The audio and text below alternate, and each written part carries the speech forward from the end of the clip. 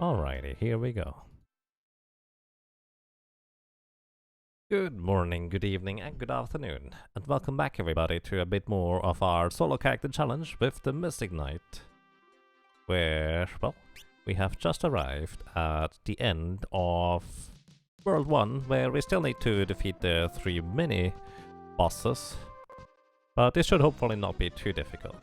Also, I've done a little bit more research on solo challenge as a Mystic Knight, and I learned, because I completely didn't even think about that if I were to get a flame ring, which I don't have, I would be able to use a fire-based weapon and hit myself to heal. So this actually could have saved me a lot of elixirs in the long run here. So that would have been good. It would have been good. Yeah. I'm actually not entirely sure how I will approach Gilgamesh on the bridge. I might want to just farm the bridge enemies for high potions, if nothing else. They have a red drop chance of high potions. Or I could just farm some more elixirs here, or I could farm up a high or a flame ring? I'm not sure. Either way, before we do anything else, let's get to the mini bosses.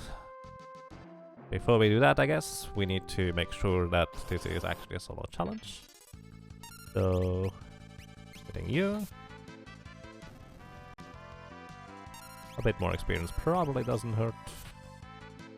Getting you. And then we go. So, the first boss, or mini boss that I'm going to be challenging is Titan.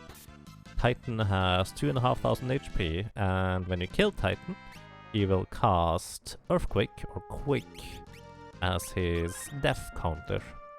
He can just kind of use naturally Quake as well, and that deals about 500-ish damage. So my plan right now is to defeat Titan without getting hit by too much, really. Also, what I will want to check real quick is...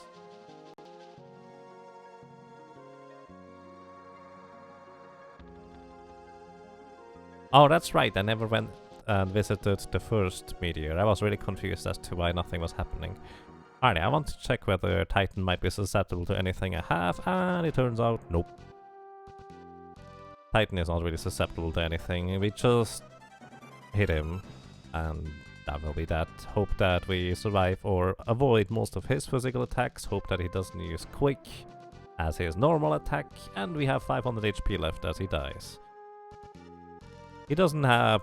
He's not terribly dangerous, but I will try to avoid using an elixir, since we only have 2 left, and I kind of predict that we will need them in order to defeat the Gilgamesh on the bridge in World 2 at the beginning.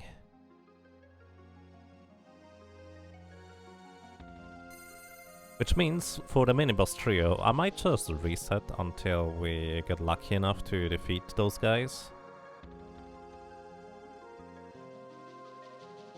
Without having to invest any elixirs. Puroboros we will be able to put to sleep, so that is going to be a case of we need to put them to sleep in the first place. And that will just kind of be a bit luck dependent anyways. But beyond that, let's just get started. Also, congratulations to Ryu for beating the game with an enchant sorcerers in Diablo 2. It's just ridiculous. Nice. Alrighty, now we go to Titan.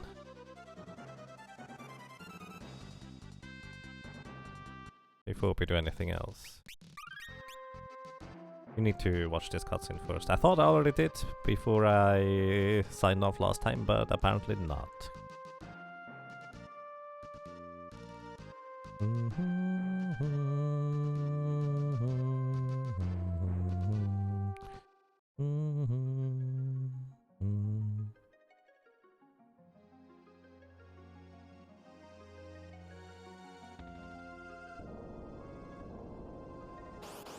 Alrighty, and here we go.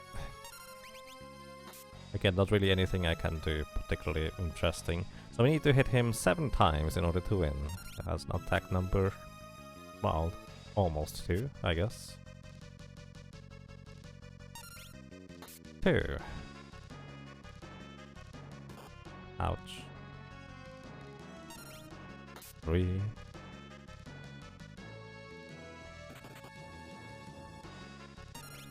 4.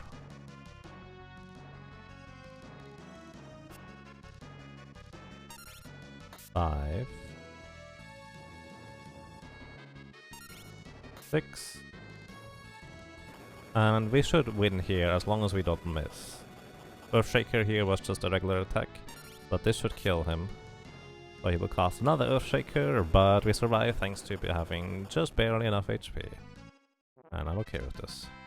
Oh, we also get a high potion for him, that's nice.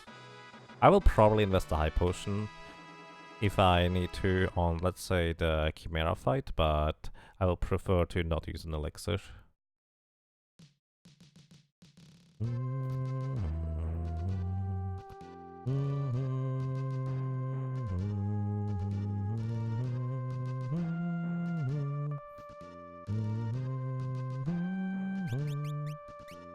Don't use the elixir right there, especially not in the menu. But there's something reserved exclusively for the likes of a berserker, where you might as well use the elixir in the menu since you can't use it in combat anyways.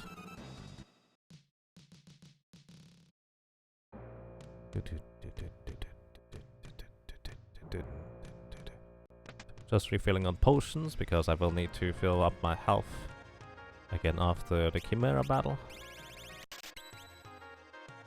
Soon enough we will be able to buy high potions, which are gonna be a fair bit more expensive, but thankfully we won't have to rely on the silly regular potions anymore, so that's gonna be a lot nicer, I would say.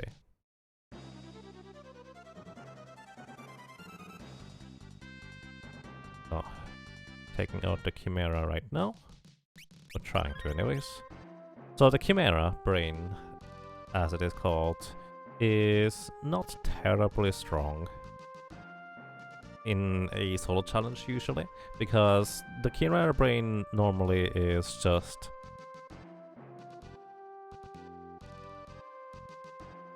focused on killing your entire party by using all kinds of attacks that deal a ton of damage to multiple characters.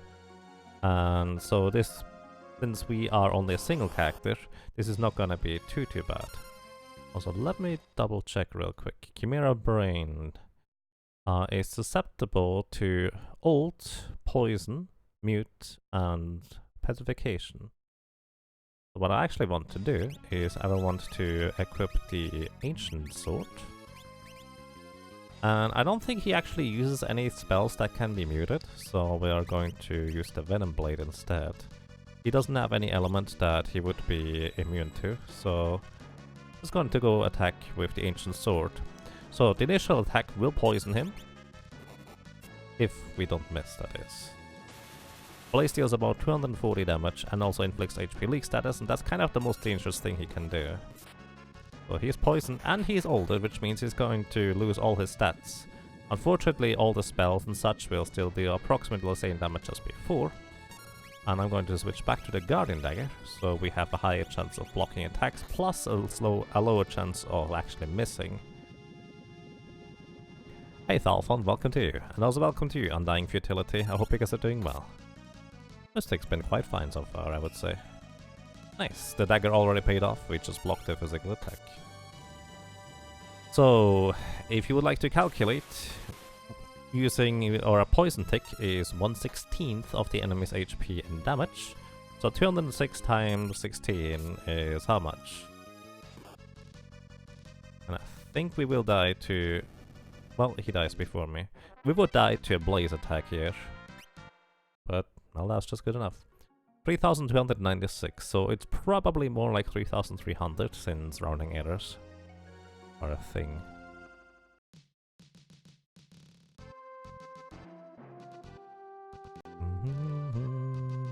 Indeed. Right, just finished his hardcore Hell Enchantress Diablo 2 run. Yes, I've actually been watching it on the side. In fact, I've started my stream a bit later than I initially intended because I was just finishing watching it. I wanted to see the end of it. Took a bit longer than I anticipated. But then again, he was super careful. Since it's a hardcore run, if you die, it's over. And he already invested, what, 15 hours into it? So that's pretty ridiculous. Alrighty, so... I'm actually going to do something a bit unusual. I'm going to be in the back row against the upcoming battle. And the reason for this is because I want to take as little damage as possible, and that includes the physical attacks of the Puroboros. They don't do much damage.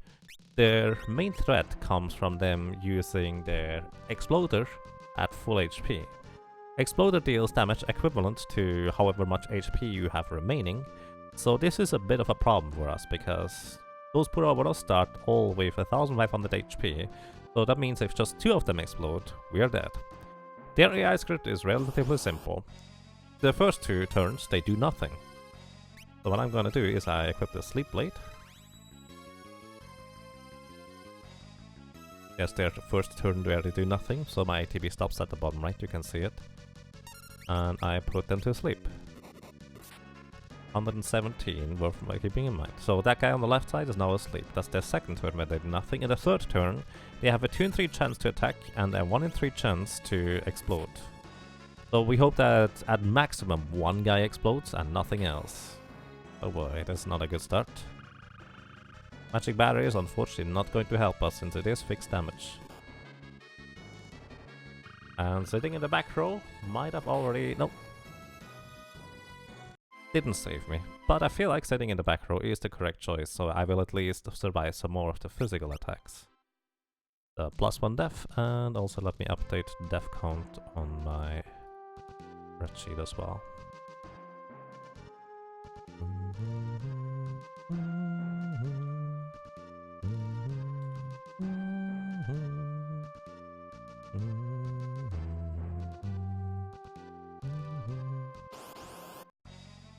You're waiting for the Poison Necro run.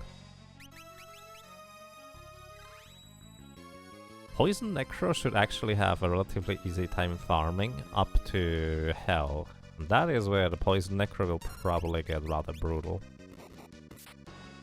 111. So I will want to keep track of how much damage I deal, I think. Because when I kill one of those Puroboros, they will cast life too, and that means they will revive all of their fallen allies. Okay. One of them not exploding, please. Or actually both of them not exploding now. Oh, that's too bad. So whenever I kill one of those Puroboros, they will revive all of the other guys that have fallen already. So the problem of that is kind of obvious. If I just kill off the last guy and he casts life too, and all other 5 guys will be revived. So there's 2 ways around that. I guess 3 actually. One is I silence them so they can't explode. So I could just switch to the silence blade and that's a thing. The other option would be I actually put them to sleep on the hit that they die, because if they're asleep they also can't use their life to either. And the last option would be that I just bring them to low HP and let them explode on my HP, since when they explode they also don't cast life too.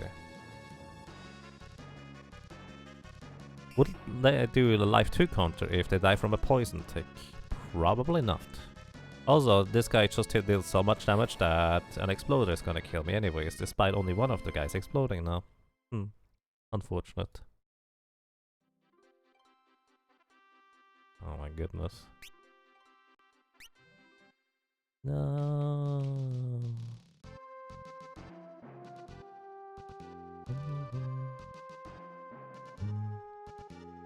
They don't life 2 on poison, can confirm that. I see, that's good to know. This looks tough. It's not too bad, actually. The odds are stacked against us, but they are not too terrible. Like, we have an easy 20-30% chance to win without actually doing the math on this.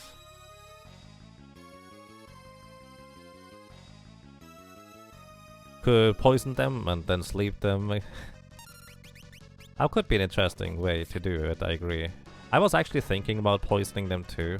It's just that it's kind of impractical since I have to spend a turn poisoning my blade and then attacking them. And then putting sleep back on my blade. And then attacking them again. So I feel like that's kind of impractical, unfortunately. Alrighty. None of them exploded. And I hope to be able to put all of them to sleep right away. 273 on this guy. 111 on this guy. It's about 111 on the guys on the back row. Which, by the way, I think I'm better off just using a potion. Then at least one of them will get one turn. Oh, they wouldn't. Oh, they didn't get a turn. Alright, 259. Okay. We have enough time to put all of them to sleep. And now we can just prepare. It wouldn't have been enough for the attack exploder anyways, yes, but we have like a 60% chance or 70% chance to block physical attacks, so it's not too bad. I felt like there was the better odds, but turns out that those guys didn't even have an opportunity to attack yet.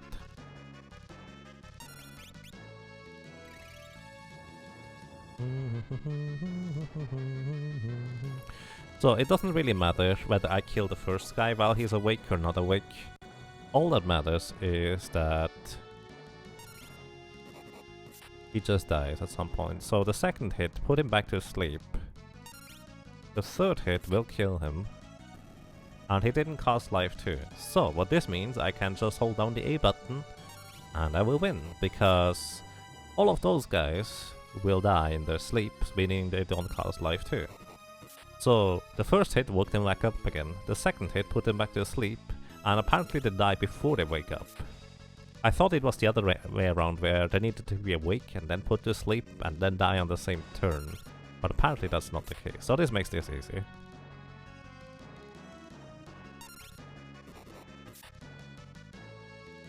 Alrighty, that was only 3 deaths on the Puroboros. That is way nicer than some other jobs, such as the Dancer. The Dancer had 76 deaths on those guys, just because the Dancer has such ridiculously low maximum HP. We just had to get really lucky or grind a ton more, and I decided to try go for luck.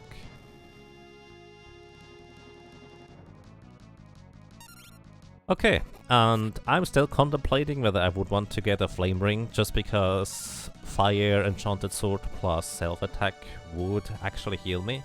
But I also feel like at this point it's not really necessary anymore.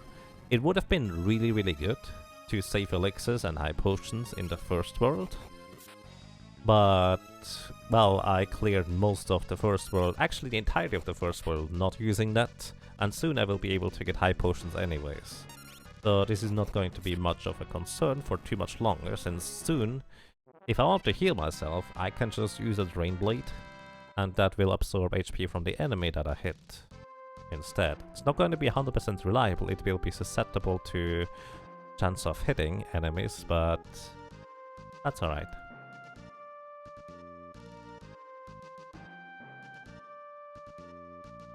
And yeah, exactly. Once I made it past the first round of attacks, it was perfectly fine. Okay, there's not really a whole lot else I need to do. I would think that I can just go. Or am I forgetting something? Again, Flame Ring could be useful. I don't think it's all that necessary or valuable though. So does that mean you're taking the Flame Shield in World 2 for crystals, picking up the Aegis in World 3? I mean, we have an easy enough time in clearing the Twin Towers, so maybe. But an alternative way is I just use Drain Blade and have the Mystic Knight with enough maximum HP plus Shell. We should be able to defeat those guys without any trouble, really. So I don't really think we need a Flame Ring on a Mystic Knight. So yeah, I'll just get the Aegis actually. Good morning to you, Silas. Welcome. I hope you're doing well. And by the way, welcome back to you, and thank you very much.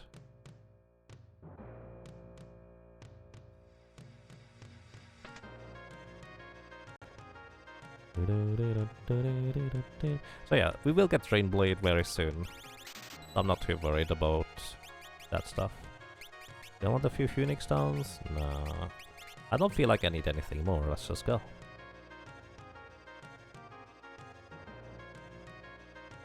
I mean, the HP is already high enough. The fire will deal about 1000 damage, halved is about 500, and Drain Blade should probably heal me for more than that. And I will take out the Earth and Water Crystal first, and they only deal like 250 if I have Shell active. Wait, what? Was that not you? Basically, somebody subscribed while I was offline. I thought that was you. Either way, I hope you're doing well. And thank you for sticking around, regardless of whether that was you or not.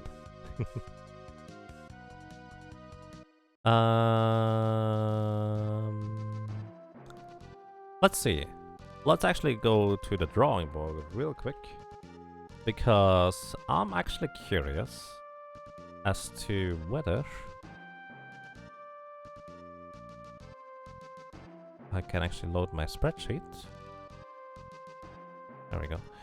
I'm curious whether Gilgamesh at the beginning of World 2 has a particular weakness that we could exploit. He can be ulted and he can be muted. Unfortunately, that does not really help us in any capacity, I would say. I'm still going to try it. So, as an optional challenge, once in a while I attempt to have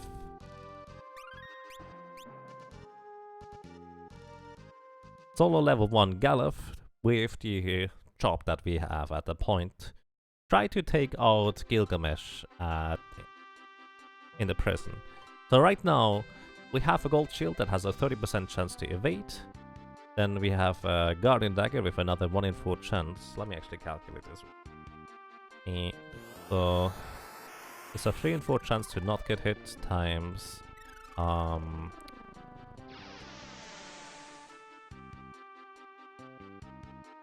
times a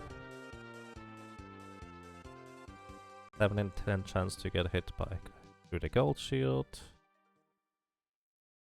I did that wrong.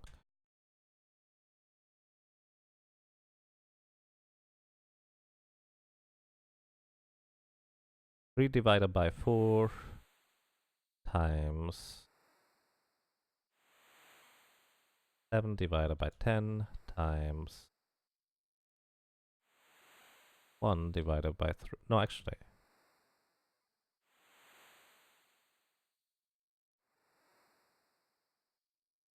Yeah, 3 divided by 4 times 7 divided by 10 times...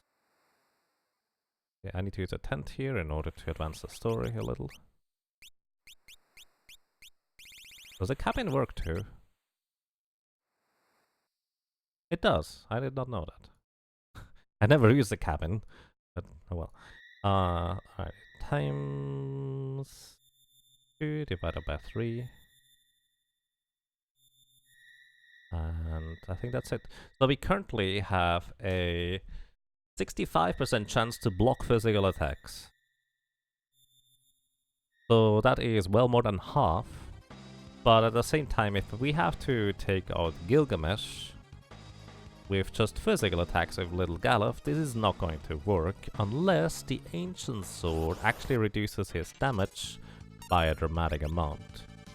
So I guess we'll see how that's going to work. Also, I don't have any equipment anymore on my character here. That's okay. I see, good morning to you. And welcome.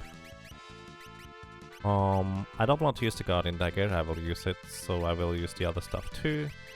But I think my only other weapon I have available that I don't want to accidentally take away from Galuf is the dagger. So this is kind of an optional mini-boss here too, which I usually just go whatever, if I die, I die, because he uses Hurricane, and I don't want to invest a ton of potions to kill him anyways. I don't know whether he's susceptible to sleep. No, he's not.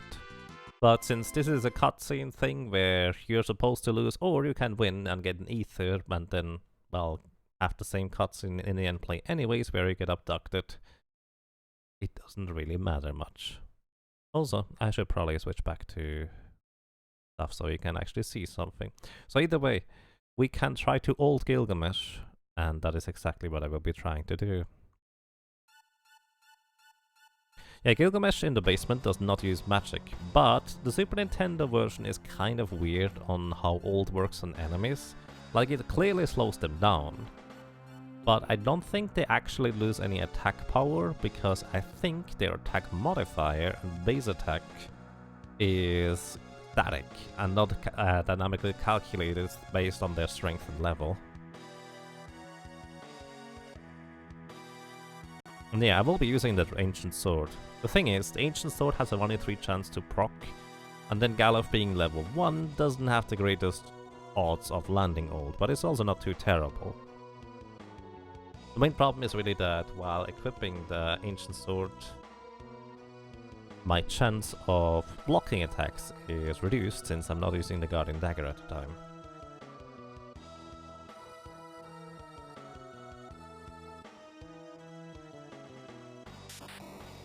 My main thought is still on how we take on Xdeath. It might end up actually being a very similar case to trying to take out Xdeath with the Geomancer, except that Mystic Knight is actually a proper melee fighter, so it will not take nearly as much luck or effort. But it might still take quite a bit of, well, preparation in order to defeat him. And yes, Drain Blade will help a lot. But right now I'm kind of contemplating whether I would want to use the Wind Dagger or whether I would want to use the Dancing Dagger. Wind Dagger has the benefit that it's a lot more reliable to heal up myself. Dancing Dagger has just a much better chance of actually dealing really good damage. Sometimes. And we will need to get lucky pretty much. But I don't know what my best options are in order to try and reduce the amount of luck required. Alrighty, so we're going to turn Galuf here into a level 1 Mystic Knight for the optional challenge. With the Guardian Dagger initially, Elf Cape. I don't know whether defense is going to matter, or whether I should go for strength or agility here. Agility is most likely going to matter more, so I'm going to equip the Elf Cape. There's that. Hey Vanakat, welcome! I'm actually online again after a short break. Welcome, how are you doing? Welcome. I'm actually going to heal up to full because possibly this could matter, since it might reduce Gilgamesh's attack power with landing the ult. Don't actually know.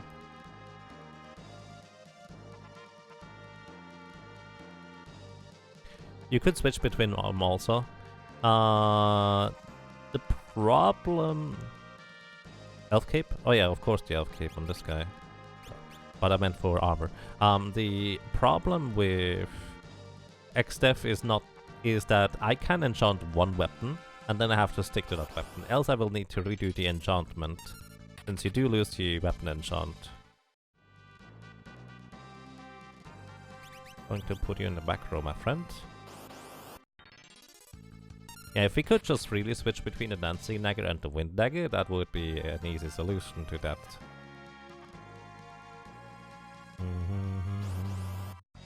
Also the episode is consideration too, since that's a pretty strong weapon overall. So... yeah, we could mute him, doesn't do anything. So right now, I'm going to go ahead and equip the Ancient Sword. Apparently I get my turn before him, so that's nice. Did not proc. And a good block. Alrighty.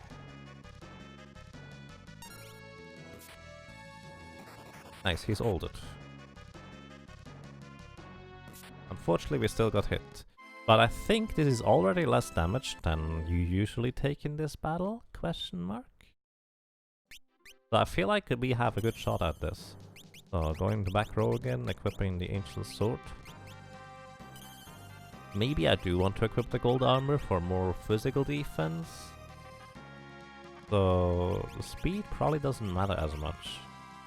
3 more physical defense.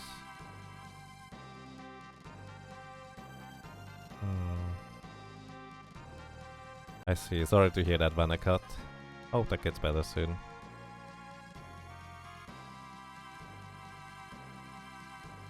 Need a Yaga emote for that? Question mark. What would you have as an emote for that, if I may ask?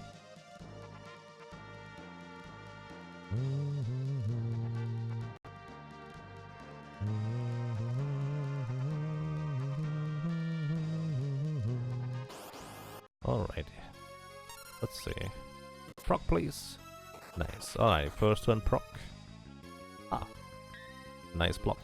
And I'm just going to defend here, while equipping the Guardian Dagger for higher block chance, and hope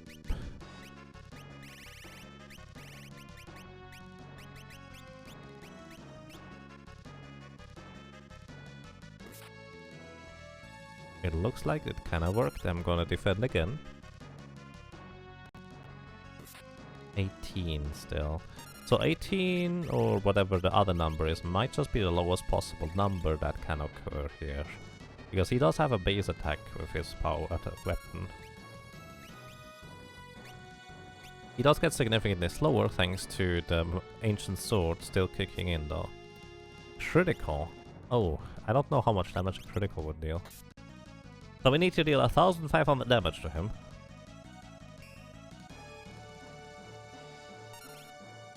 So this is going to take a while. But I think it's doable. Attack number 3. 4. Nope. Alrighty. Unfortunately, the critical hit just still hits for 63. On the Game Boy Advance version, I'm pretty sure he would end up dealing 0 damage, but not on the SNES version.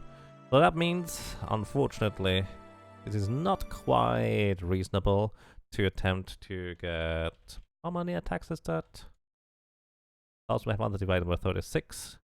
It's not quite reasonable to get 42 attacks in and just hope he never hits me with a critical attack ever.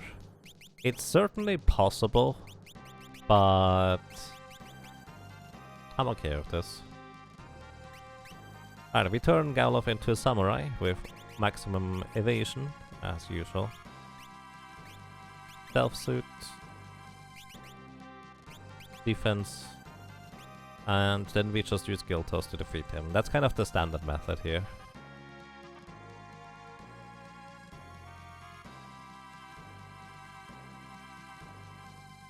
Oh, I see when I got. Well then, I wish you nice and quiet days. That would be pleasant. A puzzled rabbit.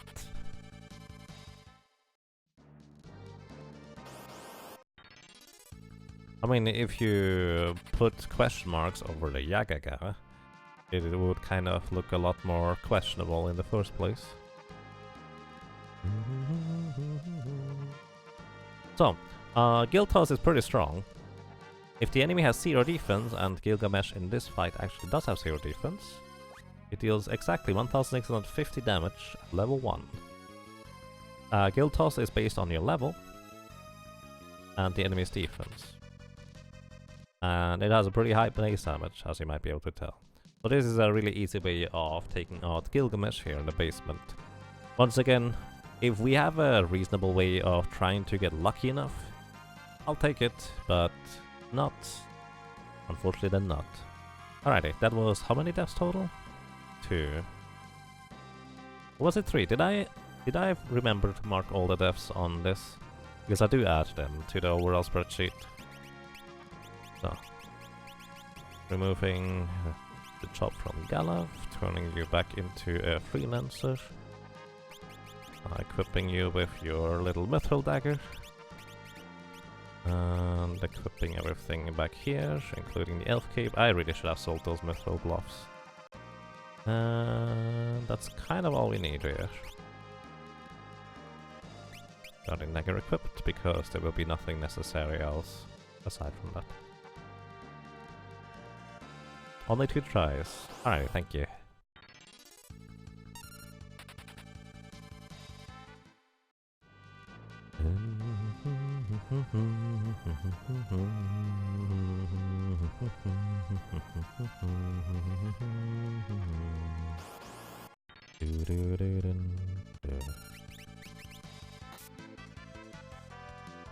So, for your good services, Galef, you will be able to go to sleep first.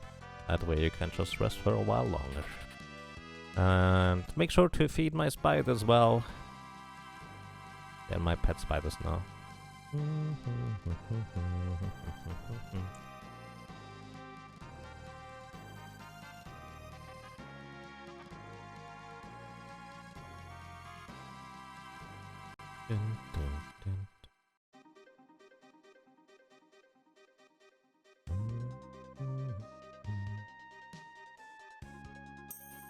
Alrighty, and here we arrive at the battle on the big bridge.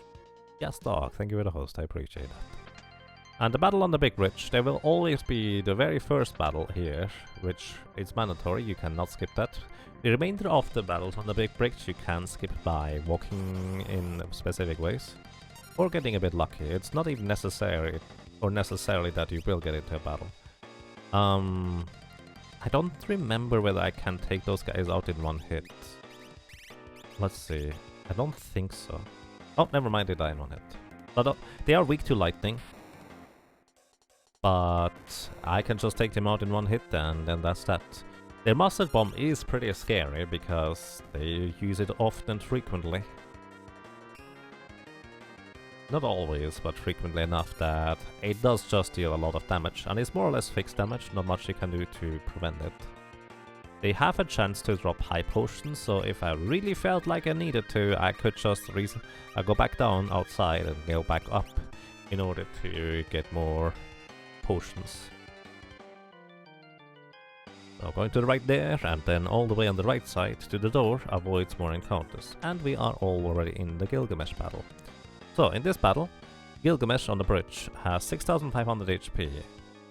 And I should note down how much HP he would have, so, or he can have in the end. Let me do this real quick, because this is something I keep looking up every single run. I should just put it into my template for planning.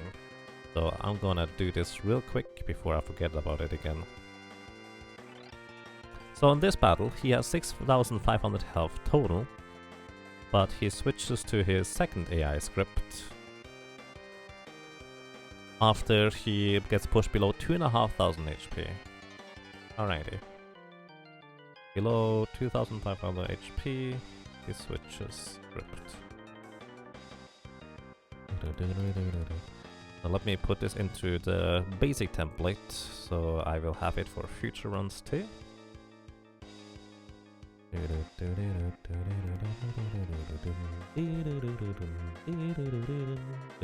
So, and this Gilgamesh here is also susceptible to ult and mute. So ult is going to be quite handy, and mute is actually going to be more useful than you might initially think. Initially we want to just put him to ult him, nice, first try. 390 damage so far. And this will just slow him down if nothing else. I'm actually reasonably certain that's pretty much all it does. Then I want to cast mute on my blade. You're totally welcome, thank you. I will cast mute on my blade, and with this we just attack him. 308. Actually, it doesn't really matter. So the reason why it doesn't matter as a Mystic Knight, looks also like the Ancient Blade does deal more damage. That's interesting. I figured the dagger's additional attack power would win out, but maybe not.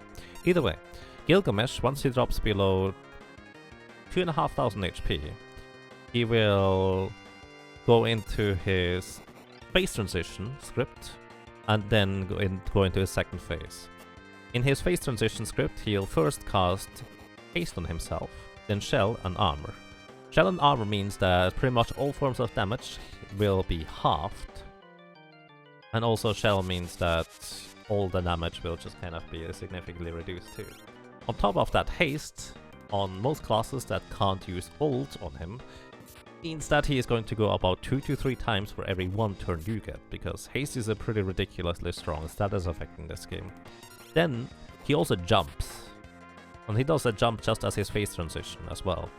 Jump means regardless of your row positioning you take full damage, and on top of that it actually deals a ton of damage. But thanks to the Mystic Knight having mute as a basic attack, I can just prevent him from casting haste shell and armor, meaning I only really need to worry about him jumping in my face at this point. And I have 1 high potion, but I feel like I will have to use an elixir anyways, because I'm a bit low on HP, and every time he jumps it would just deal too much damage, and I don't think I can kill him in time without jumping a problem in the long run. I could just gamble until I get lucky enough, but I feel like I will have plenty of elixirs eventually anyways, since I kind of plan on leveling a little bit against the Cure Beasts to prepare for the XF fight. Might have actually have to use a second elixir here.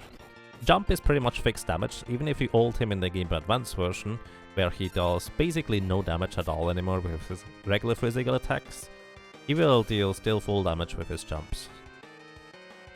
Hey Ash the Husky, welcome. Hope you're doing well. Also welcome to you Xcodes, hope you're having a nice day so far.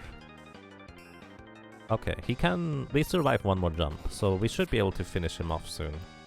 I don't know how much HP he has left. Can't be that much. Probably.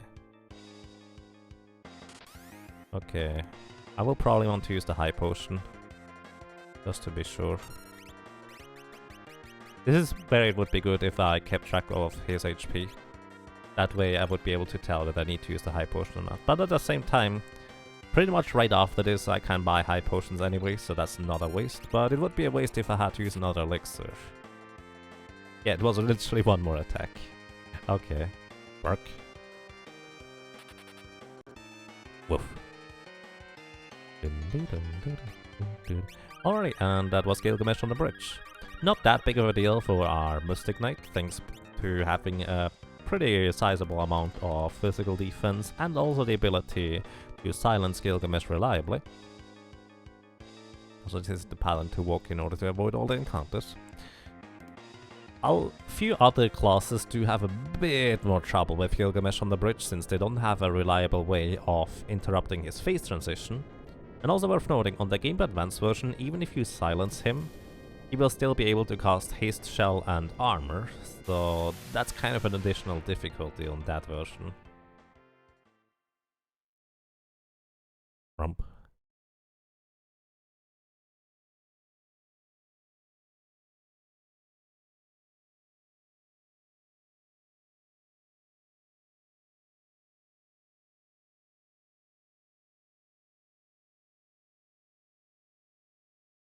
Alrighty. And this is going to be a bit of a longer walk and a bunch of cutscenes, where we are not gonna do a whole lot.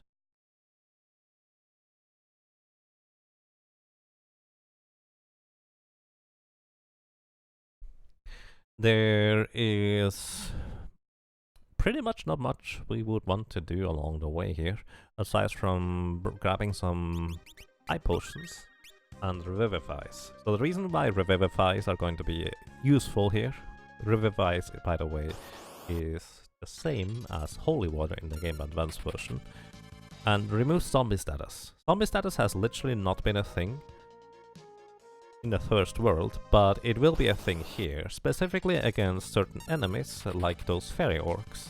The fairy orcs cast an ability that revives your dead allies.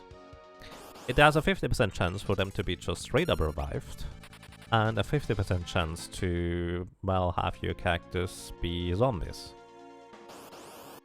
So it's kind of annoying, because zombies we have to remove from the party, because actually they are more helpful than bad for us. Plus they do get actually experience, so that means we would lose half the experience. Half of it would go to zombies, and we kind of don't want that. So we need to remove the zombies from our party. So, next up. We may want to check what kind of spells we can buy first, because Mystic Knights use spells. And here we have a assortment of 2 incredibly powerful spells and one that is kind of okay. Drain means all the damage we deal, we will just heal up. Straight up, like... No questions asked, as long as the enemy is not undead, that is. If the enemy is undead, then the drain effect is reversed and we deal damage to ourselves and heal the enemy instead, so that's bad. But drain is just that strong. You deal 500 damage with a physical attack, alrighty, you heal 500. Kind of crazy, actually. Break is really good as well, because it petrifies an enemy. And as we already learned, Mystic Knights... Okay, nothing here. Mystic Knights' status effects on the sword or the weapon attack, they are guaranteed as long as our attack doesn't miss. The weapon will just straight up apply the status effects as long as the enemy is not immune against it. And petrification literally means that the enemy is going to straight up die. And there's nothing they can do about that. Here's a slumber sword. I'm actually going to buy one. Although I don't really feel like I have much of a use for it. We'll see. Because I don't know how Atmos is going to work out, but a slumber sword may or may not end up being helpful. There's probably some armor and such that we could get here, but very soon I would replace it anyways. Oh, actually nothing new. We already have everything. We are delicious. Looks like it.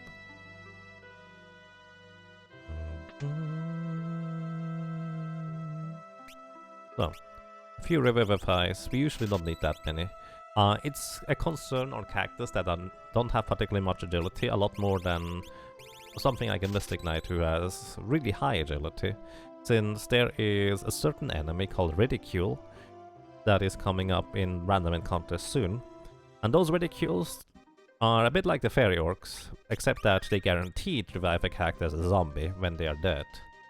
And they are relatively fast, which means if you get into a random encounter against them, unless you have a preemptive strike, they will just usually revive somebody. Also here we have the Fairy Orcs, Spirit.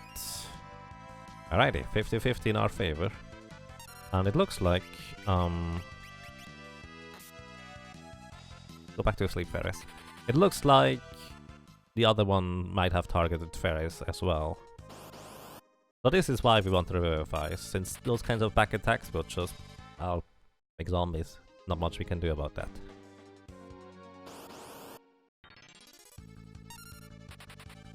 So, either way, we now have Breakblade, and any enemy that is not immune against petrification literally instantly dies to Breakblade. And there's virtually no reason to not use Breakblade if I can just insta-kill enemies. The only reason is if I don't want the enemy to instantly die for whatever reason, just bring them low HP, which can be a thing, but kind of few and far cases in between. But, you know, those upcoming enemies in this area are going to be weak to lightning. But I'm pretty sure they are not immune against petrification, so I can just use that instead. So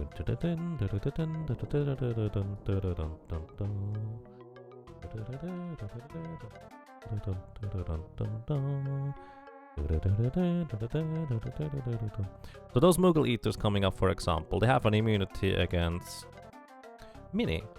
The Lopros have an immunity against poison. Oh, told Mini poison, sleep and paralyze. The element is poison. But I could just use Breakblade, hit each of them once, and we win. And I will start considering that on encounters where I feel like it's worthwhile. Also, for that matter, if I can just one-shot the enemies regardless of how much damage I deal with petrification, there's virtually no reason for me to stay in the front row right now. Kind of crazy how a single ability just turns the Mystic Knight from a frontline tank and high damage dealer to I'm just gonna kill you type of guy. I have to admit, I don't really know all the enemies whether they are susceptible to petrification or immune against it. But as a rule of thumb, most random enemies are not immune against petrification. So we just kill them. And there's not much they can do about that.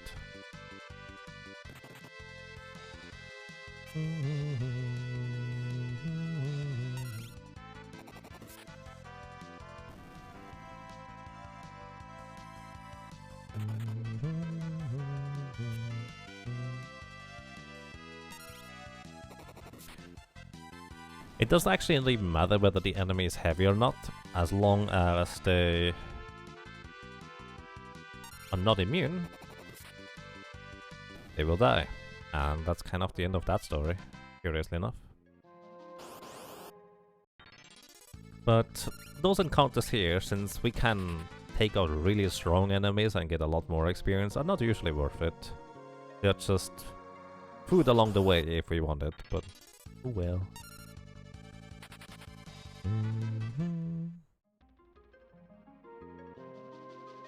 So upcoming we have another mini-boss, the Tyrannosaurus, and the easiest way to dispose of him is by just using a Phoenix Down on him, because he's not heavy and he's undead. Oh, there's a lot pros. So for example, something like that I think is worthwhile to defeat with a Break Blade, since it gives pretty good experience. It's only a single enemy, which means I only have to attack once. And then that's that. We get 888 experience for very little effort. And you still, welcome to you, I hope you're doing well. So unfortunately this guy is actually, well, he is immune against petrification. So we just use a Phoenix Down.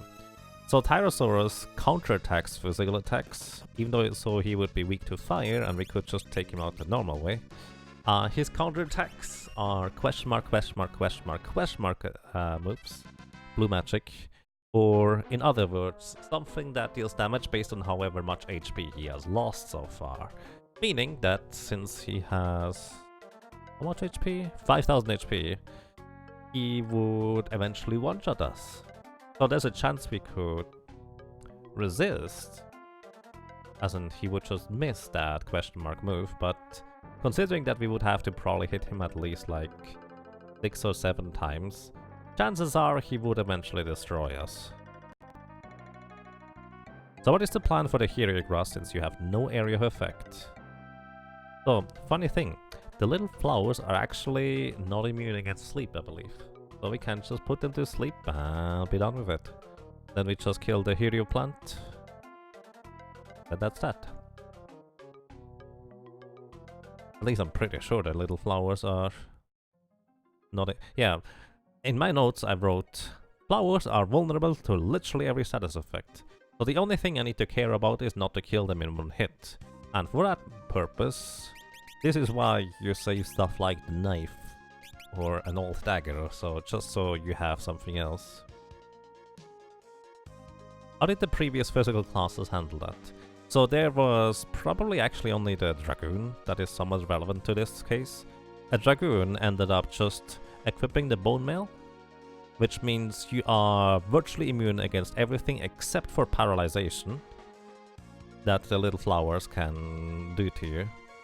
With the downside, of course, that you can't heal. So the Dragoon would just repeatedly jump onto the flower and kill it before... repeatedly hit the little flower that could paralyze, just with a regular attack and kill it, and then also just repeatedly jump onto the big flower until it was defeated. And that's kind of how a Dragoon handled that. It's good if you can deal some extra damage, and it's really handy if you can equip the Bone Mail, even though the drawback is pretty severe that you can't heal and you have to kill the flower before the little things plink you to death. Not that big of a deal for classes that can actually deal some okay damage. Dragoon was, I believe, if I remember correctly, a bit on the tough side for how much HP we ended up needing. Thank you for the equipment. So, alrighty. I now have a dancing dagger. Dancing Dagger, as you can see, has a fair bit more attack power, like this thing is really good. On top of that, it also has a chance to unleash a dance move. A dance is an ability from, well, the chop class that is called the Dancer, and the dance does 1 of 4 attacks at random whenever it procs. So it could either be a sword dance, which deals 4 times damage to an enemy. That's kind of crazy, that's a lot of damage. And also pretty much the most desirable attack in most circumstances. Also it never misses, even if the enemy has evasion. The other one is a... Effectively you cast a black magic spell Drain on the enemies. Except that it always hits. Whereas the black magic spell Drain has a chance to miss. And it's about the same, it uses your magic power to attack, so for a class that doesn't have much magic power, their Mystic Knight is somewhat modest in that. Not gonna drain that much HP, and especially against undead enemies, for example, it's not even particularly desirable. Plus, as a Mystic Knight we have the Drain Blade anyways, so not that useful. Then we also have the black magic equivalent of Psych, which means you drain MP from the enemy. It's kind of like Osmose, it's called in other Final Fantasy versions, where you just drain a little bit of MP from the enemy. Usually not particularly desirable, so there's that. And the last, and certainly not least, dance that can occur is Tempting Tangle, and as long as the enemy is not immune against confusion, they will be confused. So effectively meaning that we now have actually a way of confusing enemies. It is only a 1 in 8 chance to confuse an enemy, because 50% of the time you just attack regularly, the other 50% of the time you proc a dance, and then it's a 1 in 4 to confuse the enemy. Or also for that matter, it's a 1 in 8 to get a sword dance. But on average, the dances are more desirable than not in order to deal good damage. Plus, the Dancing Dagger, as mentioned, has really good base damage. And hey Kariza, welcome, hope you're doing well. You noticed you were doing Oracle but missed the stream, how was it? Oracle was really strong overall, actually. So the Oracle only really slowed down in its... well, really just... powering and demolishing everything in its wake when it reached the end game, where enemies got more and more powerful, and the predictions, they wouldn't go any faster, or not really anyways. And so while the Oracle was still really strong towards the end, it was not quite as easy as the rest of the game was. It was actually not that slow in most circumstances. But the Oracle was really good, I would say.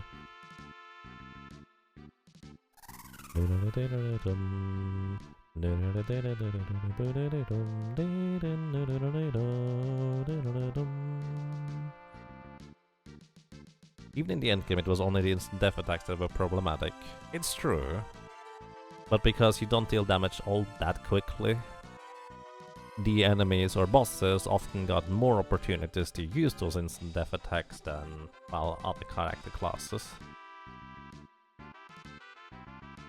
Thanks to a bit of effort of farming light staves, that was not much of a problem for the final boss, but a few others before that were a bit awkward, but eventually got done.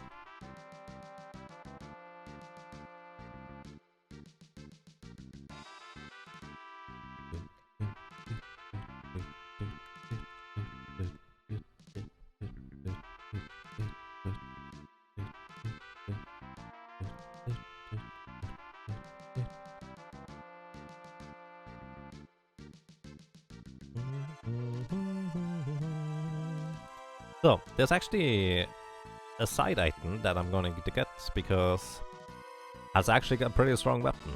So we just received the Dancing Dagger, which for a lot of classes is going to be pretty much the best weapon for quite a while. Even if it's not exactly reliable, it's still as good as it gets. But for our Mystic Knight, since we can use basic swords, there is a sword in the moat of this castle. Actually, you can literally just see the spot in the top right here, There's a sword just in the moat that we can pick up, and then we can use that sword in order to defeat some enemies. It doesn't have any special properties attached to it. It just, well, deals good damage. That's about it.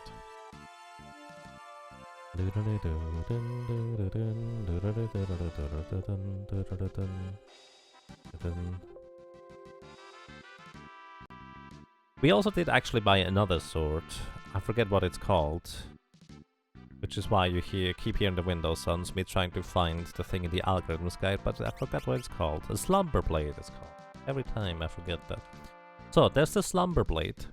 The slumber blade is also an interesting weapon because it has a 50% chance to proc the sleep spell on an enemy. You know, kind of like we have a 1 in 3 chance to proc old on an enemy. With the ancient sword we have now a 50% chance to proc the sleep spell. Now this is not gonna be terribly useful most of the time, since as a Mystic Knight we can just enchant the weapon with Rainblade. But I'm actually kind of curious whether this might have some application against a upcoming boss called Atmos.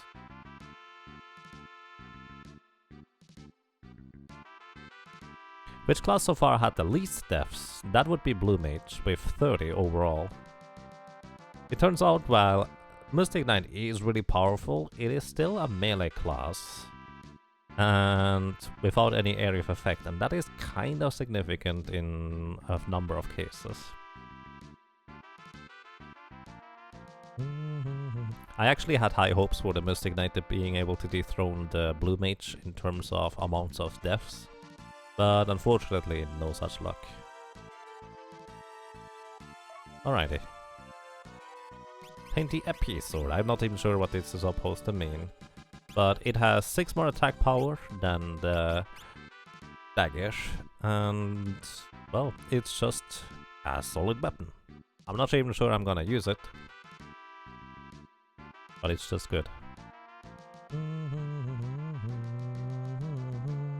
Oh, if you write !SSCC, you can actually find my, well, document on the Solo Cactus challenges. And that also includes a bit of an overview about all the deaths and such that are quite relevant to those kinds of statistical questions, I guess. Ep is actually just French for sword. Oh, right. I knew that.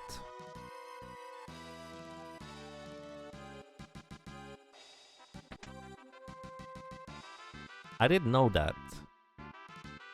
But I just didn't connect the dots because there were some things missing above the letters.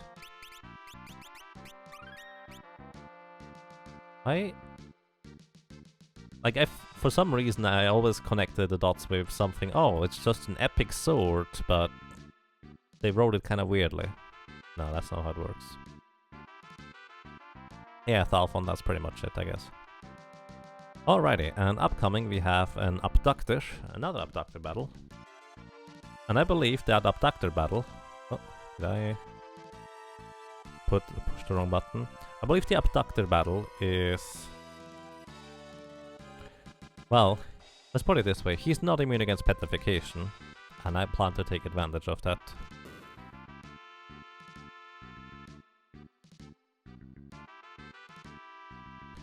By the way, the alternative of dealing with the Hero plant would actually be relatively easy as well with the Mystic Knight, even if I couldn't put enemies to sleep. And that would be to just do Strain Blade and repeatedly kill the Paralyzed Flower, and that's about it. So we use the Break Blade here. This guy can also use Hurricane again in order to put us into critical HP. Thankfully, that's not something that he necessarily does. Also, I still have the Guardian Dagger equipped, because as long as I don't really use... or as long as I just kill enemies with Break Blade, there's literally no reason to use anything but the Guardian Dagger for the additional block chance. Also, here is where those ridicules are. Oh, just Nakwathon in this case. Ridicules can appear here, which just revive our allies into zombies. Please don't.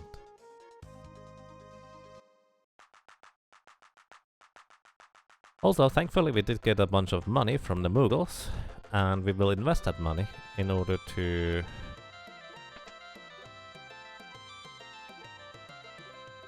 buy some more equipment. From this town we will be able to buy equipment, and I'm not sure we can use it, but I think we can. And that equipment should give us +3 strength as a headgear item and +3 strength as an armor. And that is a huge boost.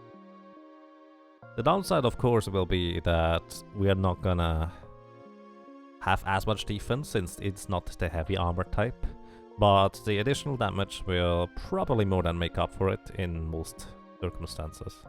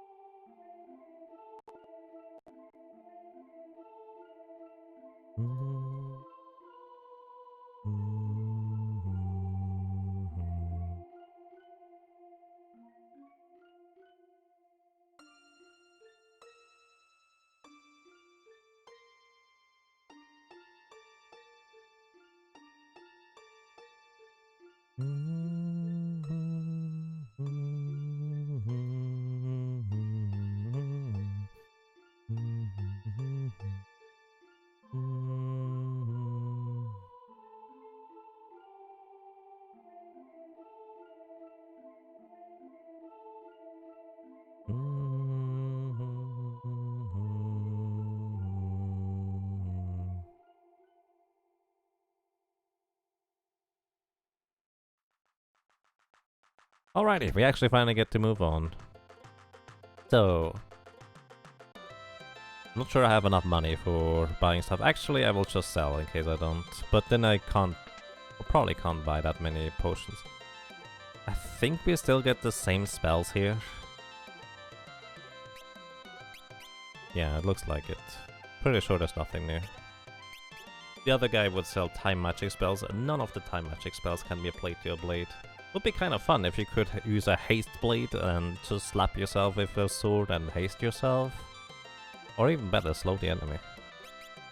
Turns out we cannot use the banana. That is really unfortunate. Which would be +3 strength, but we can use the strength armor, which does give us +3 strength, so at least something.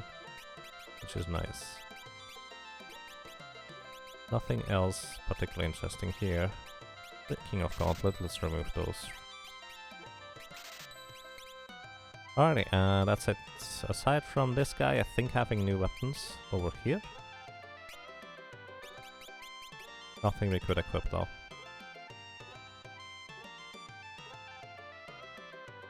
There is one, what, sorry? Spell from time magic? I don't think there is. Feel free to prove me wrong. So the rest of the money goes invested into high potions. Because those just allow us to stay alive. And in the upcoming area we will actually get even more money, and money is not going to be particularly much of a problem, I don't think. No, mute is not time magic. Well, actually, technically speaking, mute and void are two different spells. Mute is the thing where you single target silence an enemy. Void is when you silence the battlefield and don't allow any more spells to be cast at all in the remainder of the battle.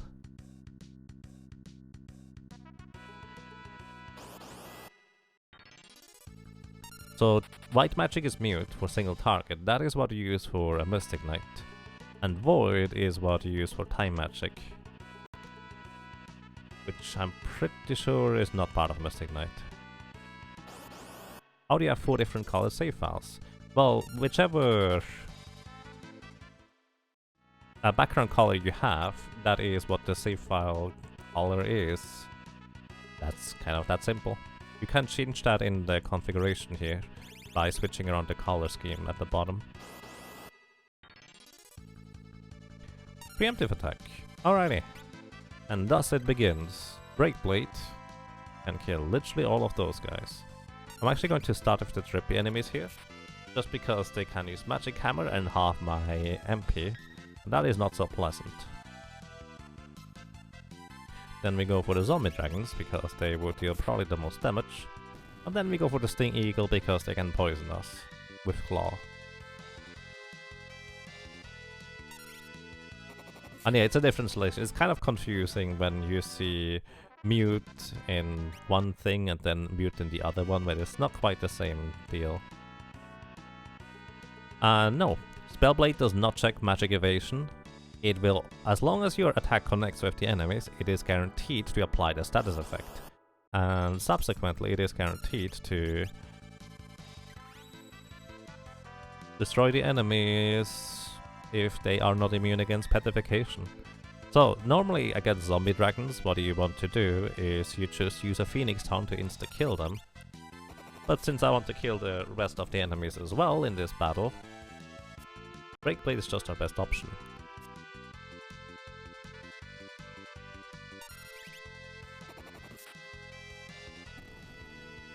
Yes, it only matters if they are immune or not. It does not even matter whether the enemies are heavy or not heavy, as long as they are susceptible to mute, petrification, or sleep. We hit them and they get affected by it. Oh come on, Sting Eagle doesn't have that much evasion.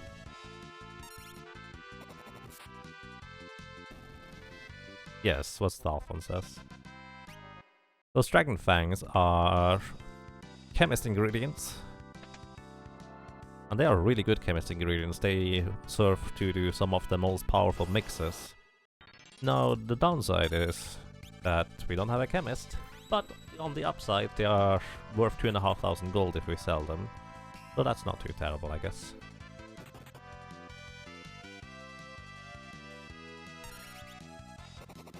And these encounters here give us a good amount of money, so that's nice. If I were to use Phoenix Downs to take out the zombie dragons, we only have a 75% chance to hit. However, if there's an encounter with just a single zombie dragon and nothing else, it might still be worthwhile to just use the Phoenix Down, since it does take 2 turns in order to cast Breakblade and then attack still.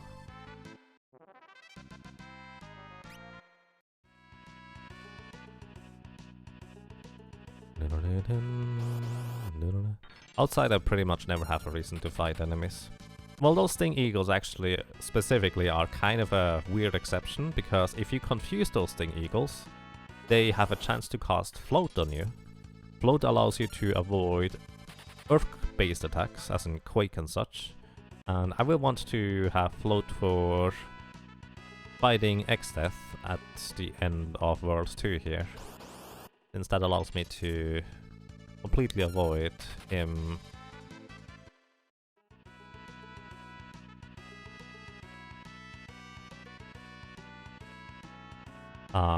well, it allows me to avoid one of his attacks. Not even that good, because XF can counterattack with a dispel. So that's that. Also, here's a bone mail. Look at that defense difference.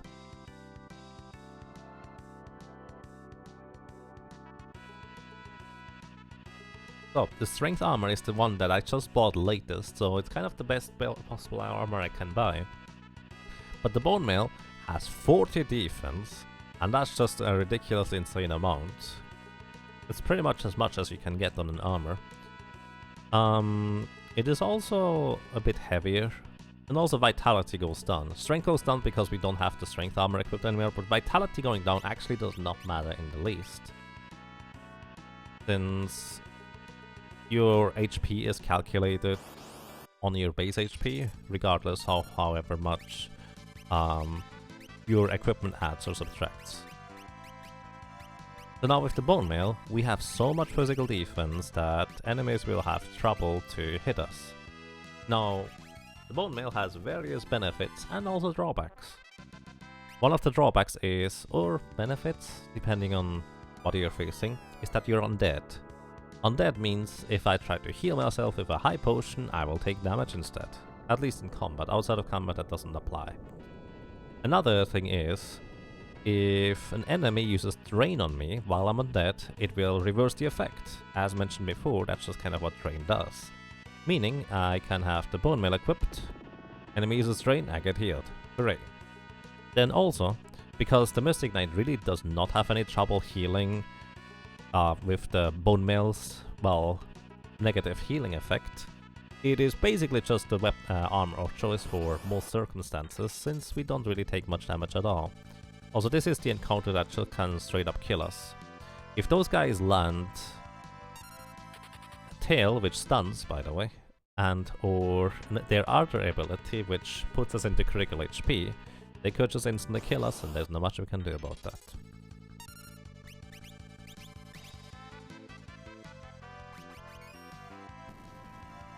Not great with Drain Blade though. No, Drain Blade is actually still going to heal us to full. It's fine. We do take double damage from fire as long as we have the bone mail equipped, but also the bone mail comes with additional benefits of making you immune against a number of status effects. And those status effects include... Let me check that real quick.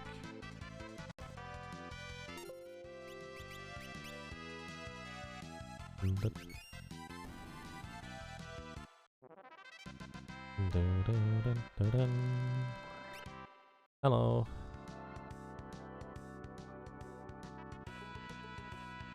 I know there's a bone mail there in this document. I don't know what's up with my Google Chrome like recently, where it doesn't find the bone mail text in the thing.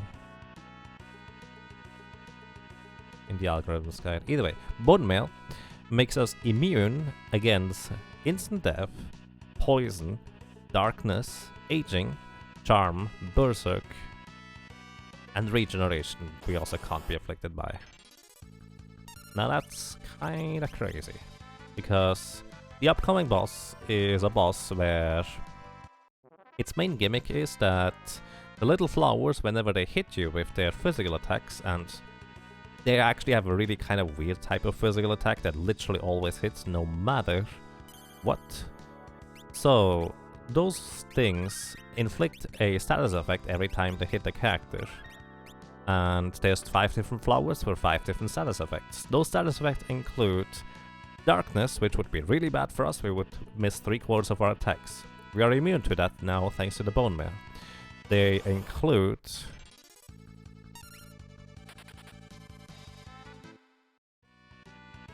aging status effect, which would be really bad for us because we would lose all our strength and agility, go really slowly, and then also just basically deal no damage anymore. They include confusion, which would be really bad since we would hit ourselves. Especially with the sleep blade, that would not be pleasant. But again, we're gonna be immune to that. And they include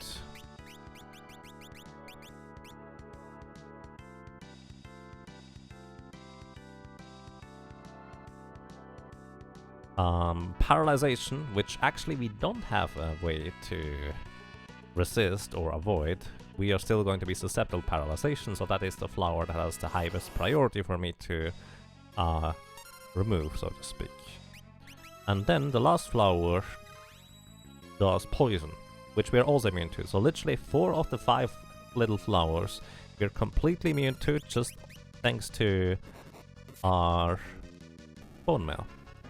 So this little flower there, I just put to sleep. And I'm pretty sure that's the confusion flower. So those flowers here, they have such a weird attack. It does not matter how much defense you have, it does not matter anything at all. If you have a crazy amount of defense, they still deal 100 damage minus row modifier. Meaning because I'm in the back row, they deal half damage. Because that flower's in the back row, it deals half damage again. So it's exactly 25 every time. The front row flowers will always deal exactly 50. So there's that. And that's bad. So, that's the flower that can paralyze us. And all the little flowers do is they have a 2 in 3 chance to attack with their special attack. While I'm paralyzed, I cannot be paralyzed again. But I think I'm still too slow to get another turn before the little flower attacks again. Nope, Mystic Knight is just fast enough, which is good. So what this means is now that I just put them to sleep. Those little flowers are susceptible to literally every single status effect there is. An alternative way of dealing with them is usually use some form of area of effect to repeatedly kill those guys again and again and again, which makes it relatively easy. But a lot of classes, such as the Mystic Knight, do not have access to that kind of thing, so makes it a bit more tricky.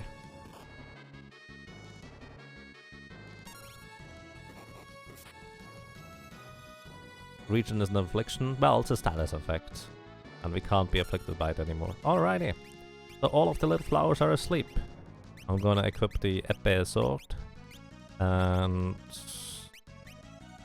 it doesn't really matter what I do. The one status effect the big flower can be afflicted by is old, as in the aging status effect, which is interesting.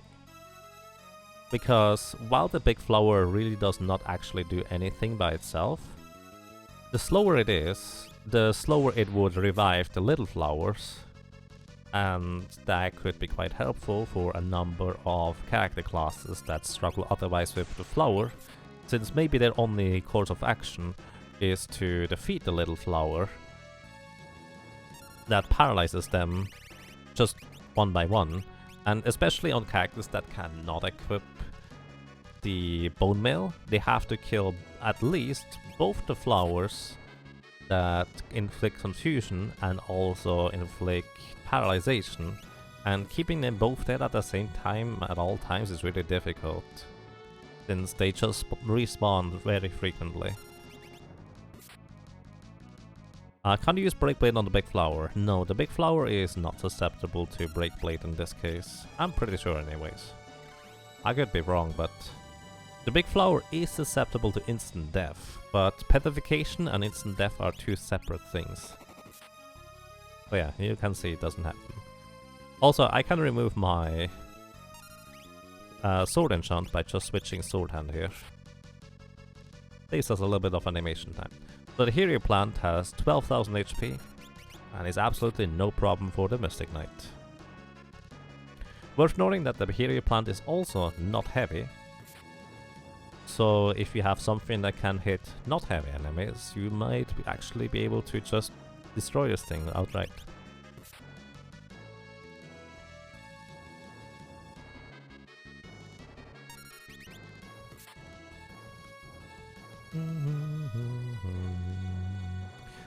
If you watch the Geomancer run, Geomancer had so much trouble with this boss, since Geomancer does not have a reliable way of area of effect, and it doesn't really have any damage either.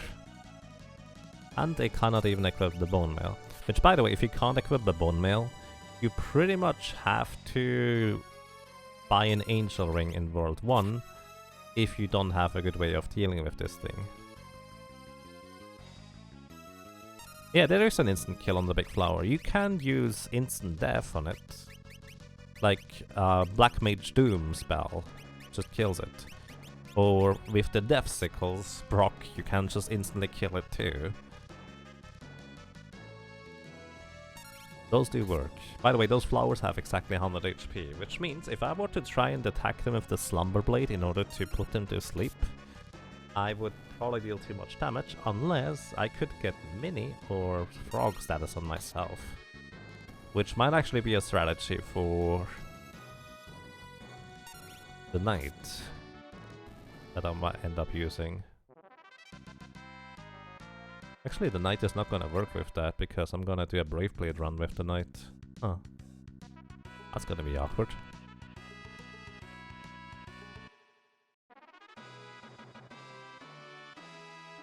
Yes, alternatively you can also use instant death effects that are based on whether the enemy is heavy or not, such as Condemn from the Blue Mage.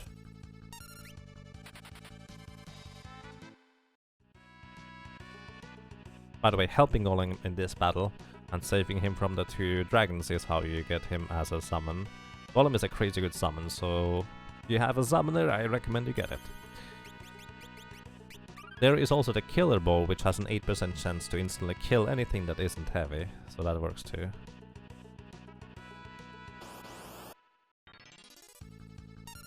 Rip Geomancer indeed.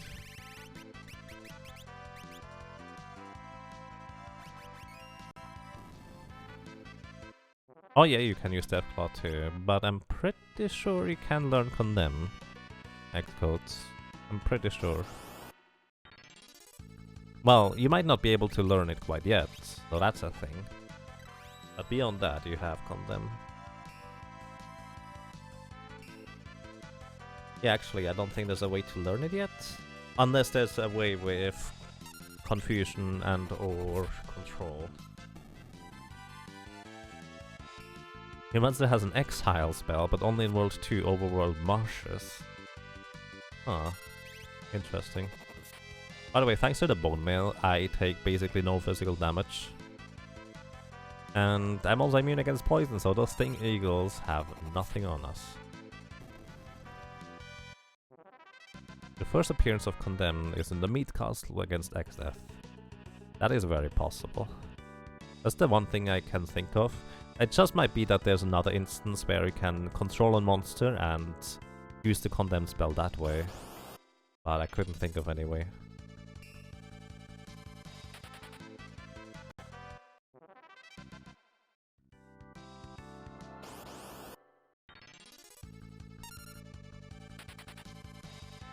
Oh, by the way, those black dinosaur bone thingies, bone dragons, those are not susceptible to Breakblade, or are they? Actually, even if they are, I will still run away from them since they have the potential to insta-kill me.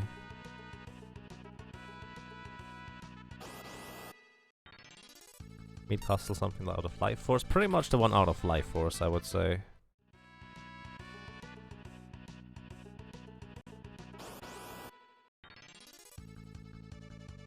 It's not a steakhouse, unfortunately.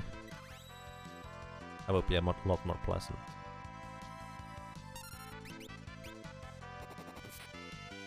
Sounds like an awful burger chain. It might be.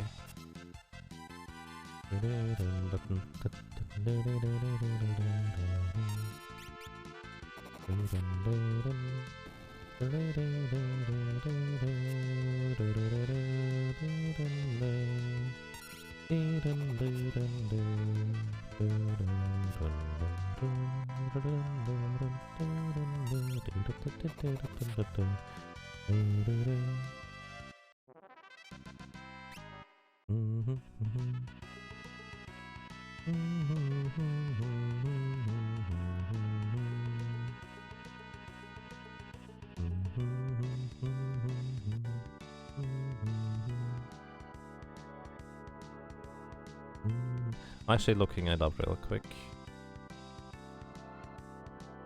Manticore, Metamorph, Galapsola. Boost Pyramid, Pyramid. Xdef, F1.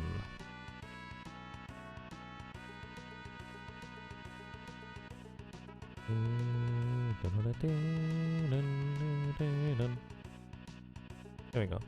XDev has Doom, it's called on this list, so let's just search for Doom. There's a Doom Axe, but that's about it. Yeah, you're right. XDev is the first instance where Doom can appear. Other appearances of Doom are from first ones when you have when you control them in trap chests, and Macaulay. I have no idea about Macaulay here. Oh, that's a drop. Never mind. And Doom dealers, of course, and also the unknown enemies. When you kill them, they cast a Doom thing on you too.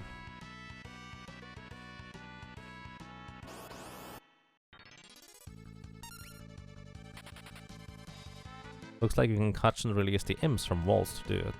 Oh, interesting. I mean, you can't learn it, J-Star, but with that you could actually target it on the flower. And that would be an option.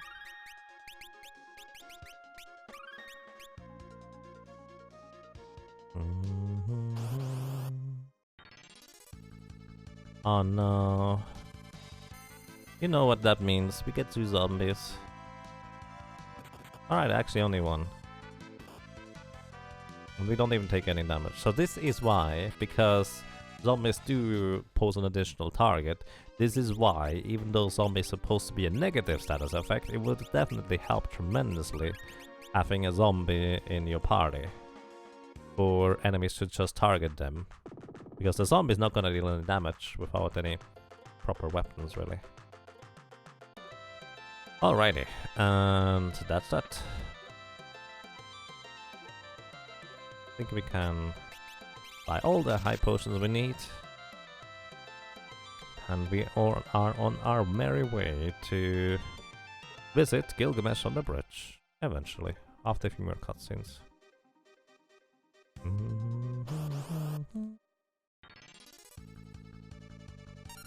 Gilgamesh on the boat, excuse me.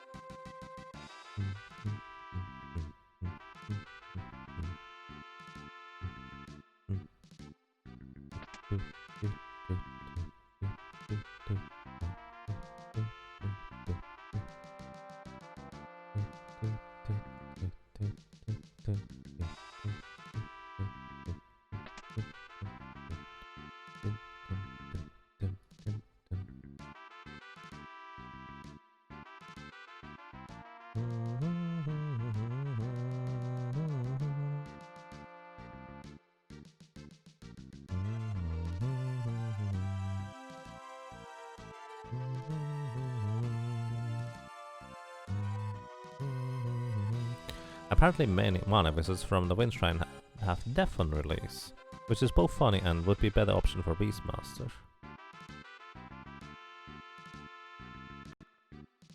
Would it be?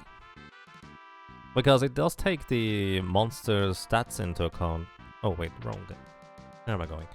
It does take the monster's stats into account, and since the things are a chance to hit, it would probably be better if it was a higher level monster. Yes, Goblins released there. Two actually pretty solid effect, I would say. Beastmaster is going to be a pretty fun playthrough, I feel.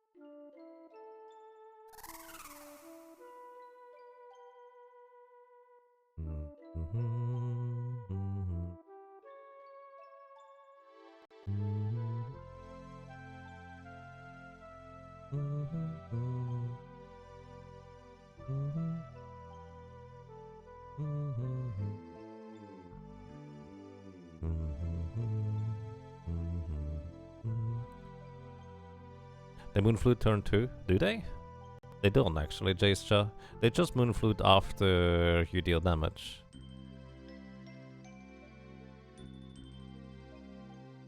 Do they always counter with Moonflute, no matter what you do though? Let's see. Like, say you can't catch something that would put them into critical HP. They react to HP damage, but... Oh, they're also heavy, so Hurricane is not gonna work. They have 5000 MP, so that's gonna be difficult to drain. Is Beastmaster next solo cast? Well, it depends on what people vote for, it might be.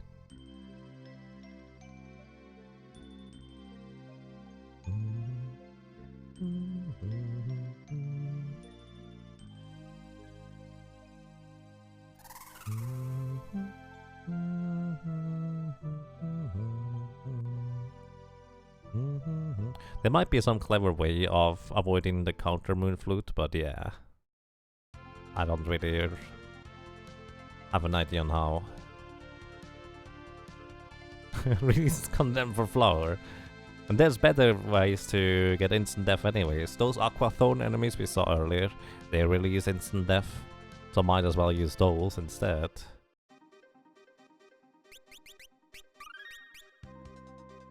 But it was just gonna be fun.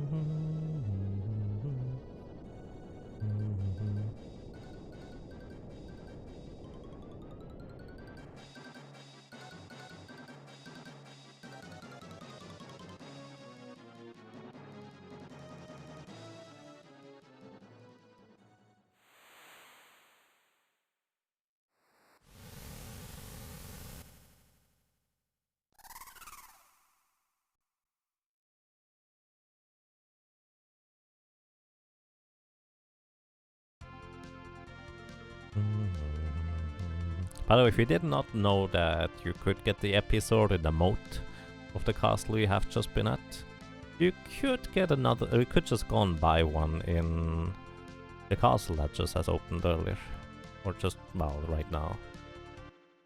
Alrighty, upcoming we have a little section where I don't even bother killing off Galuf because we have a cutscene forced sleep anyways, which means everybody's gonna be awake. And in this we will be facing off against Gilgamesh number 3. Gilgamesh number 3, let's see what he might be susceptible to. So, we can ult Gilgamesh and we can also mute him. In this case again, kind of like earlier, muting him is not gonna be terribly useful since he does not use any spells that you could really mute. So it's kinda pointless to mute him, I would say. But we can still ult him, so that is going to be still something I will do, pretty much. Then he starts with 8888 HP. Once he drops below... Let me look that threshold up again and put it right into the notes, because another thing that I keep forgetting.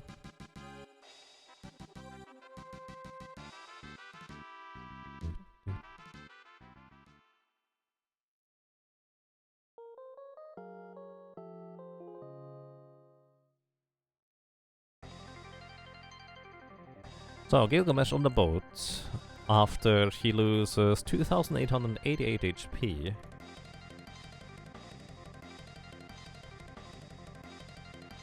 He will call Enkidu. Enkidu has the exact same vulnerabilities that we could take advantage of as Gilgamesh. But kind of like before, he doesn't really cast any spells that we could silence. But he can be ulted. So I might just do that. I'm not sure.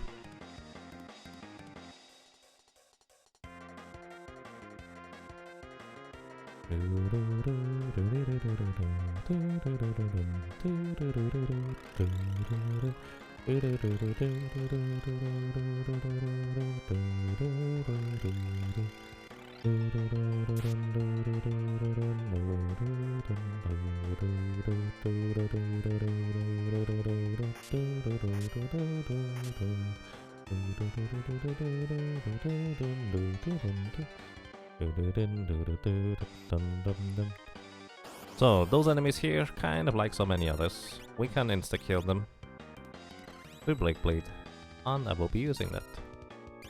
For that, we need to make sure that it's actually a solo challenge.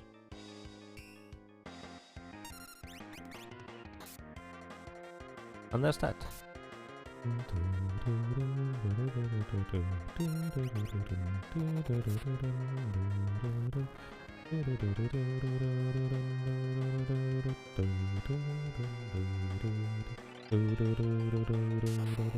Yeah, although Bridge Gilgamesh without any ability really is kind of a problem. Well, it can be anyways. Alrighty, here we go.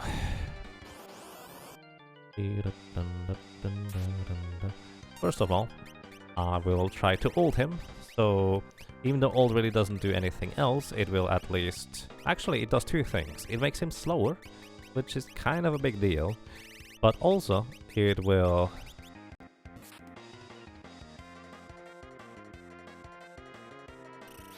make these attacks here have a smaller chance of actually hitting, because they are based on level versus level calculation for probability to hit. Nice. So those missiles and other similar attacks, like Deathclaw for example, will have a significantly lower chance of hitting. Deathclaw puts us into critical HP and paralyzes us. So that's effectively an instant death unless we get ridiculously lucky and he decides to use more ability like missile and stuff like that again and again and again before actually killing us. And that's just something that can happen to almost every character. Where you don't have much of a chance, you just die. That's kind of the downsides of the solo Kaken challenges, really. Rude indeed.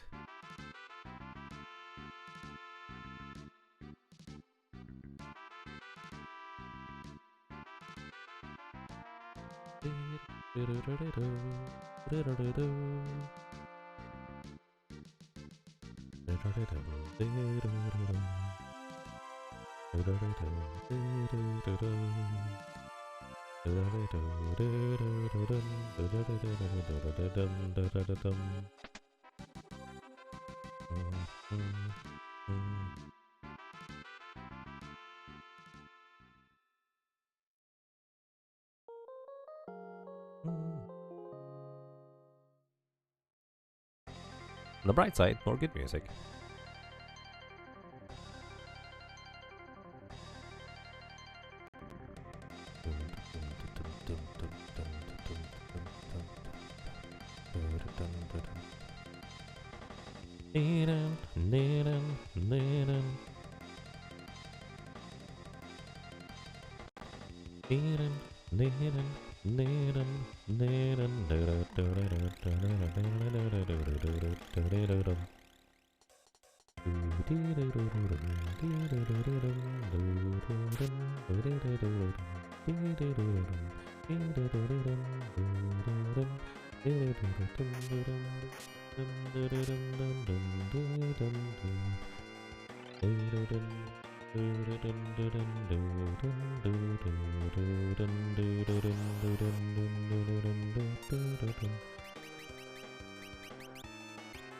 I'm actually curious. Maybe I should go into the Gilgamesh battle with low HP.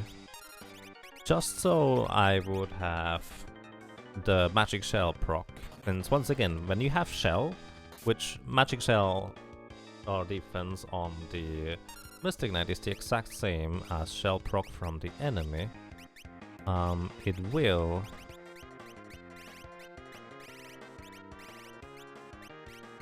Actually, let me put you to sleep. Pretty sure you can go to sleep. If you use a shell on an enemy,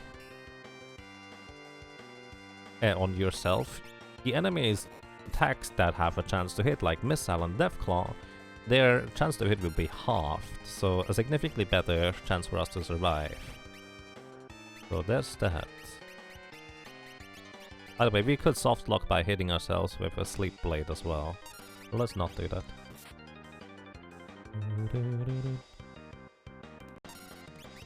I was considering that for the Soul Cannon, and that ended up being the correct solution. But yeah, 336 seems to be the highest number here. And that's a good number. Gilgamesh has to attack us like once, and we will be in... Well, we will just kind of almost be there.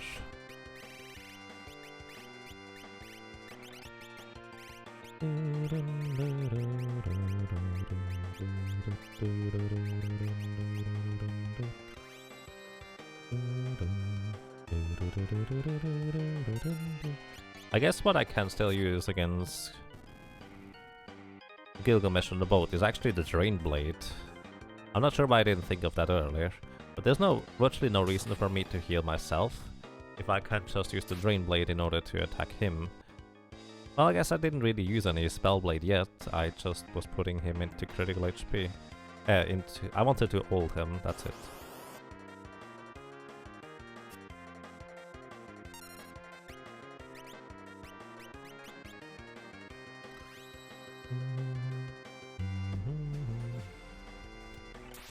Utikaria, thank you! Thank you for subscribing for 3 ROMs. I really appreciate that. Welcome back to you. Well, I'm glad you enjoy your stay. Thank you so much. Also, I'm a dummy. I attacked with the Drain Blade before it was time. So too bad. I guess we're attacking with the Drain Blade now.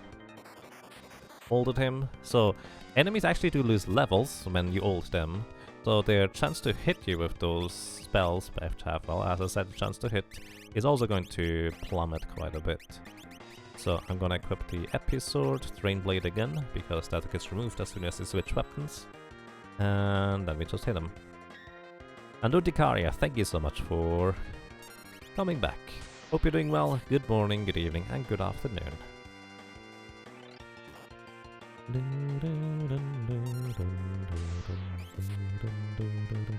So he will now call Enkidu. Oh, or Deathclaw. I thought it was already time. Not quite yet, I guess. I'm actually going to wait here until he calls Enkidu. Because Enkidu, his first move will always be to... Oh, he didn't. His first move will always be to use White Wind, which heals for 4000 HP, effectively resetting however much damage he dealt until that point.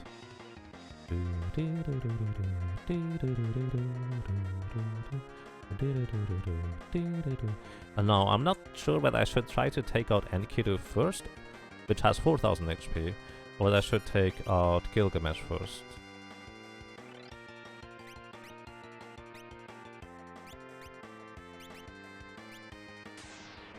Let's go for Enkidu first. It's 5 attacks until he is dead. Hero 2 is good. By the way, cannot be silenced, even though Enkidu is technically silenceable. Enkidu's main problem is that he can use Vampire, which deals damage equivalent to half the missing HP and heals him for that much too. Which means if I deal about 3000 damage to him, he uses Vampire on me, he will one-shot me. In the Game Boy Advance version, Vampire hits for double that. Meaning it's for 100% of the missing HP. Oh, Threat is also really bad, which slowed is super not good. And Enkidu is back at full health now. Which means what I'm gonna do is I need to slow down Enkidu as well at this point.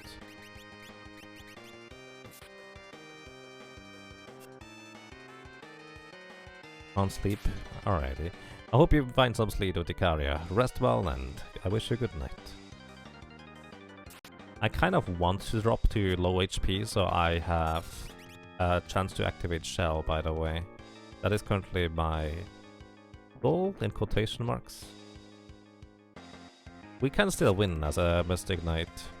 Gilgamesh being effectively really low level at this point makes it possible, so to speak.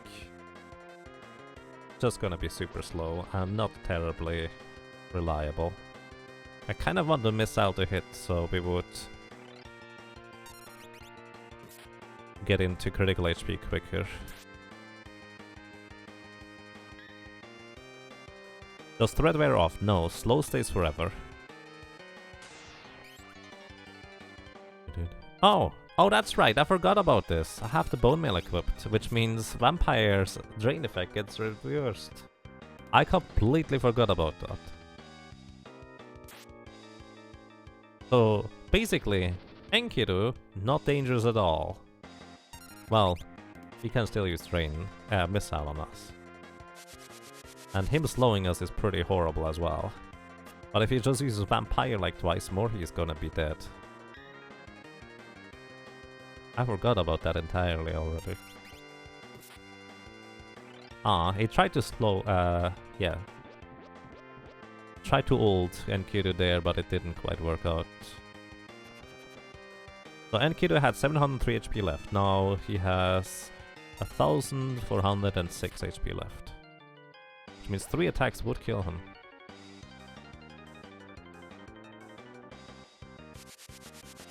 This is not pleasant. Because we are still not in the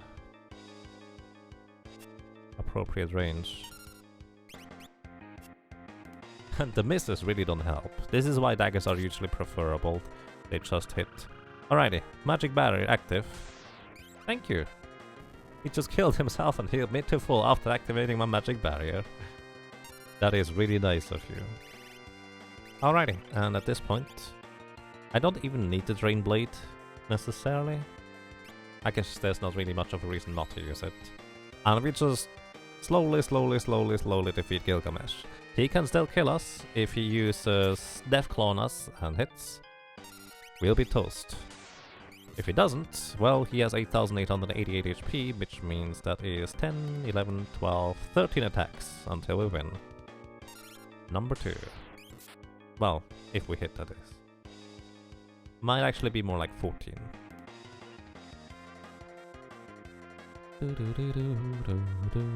But this is kind of the power of a Mystic Knight, where despite severe drawbacks, you can still win certain fights. Just because Shell halving the damage you receive from magics, and also halving the chance you get hit, is pretty extreme.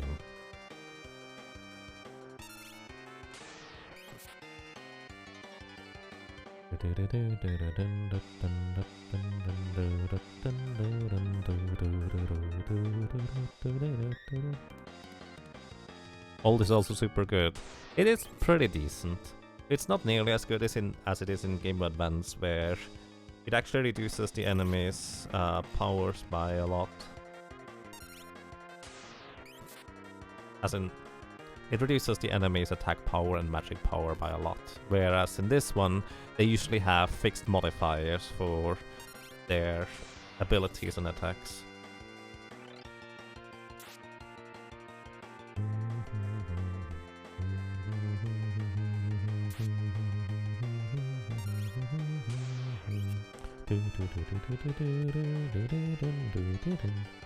So to give you a brief example of how the calculation works right now for the chance for him to hit Deathclaw.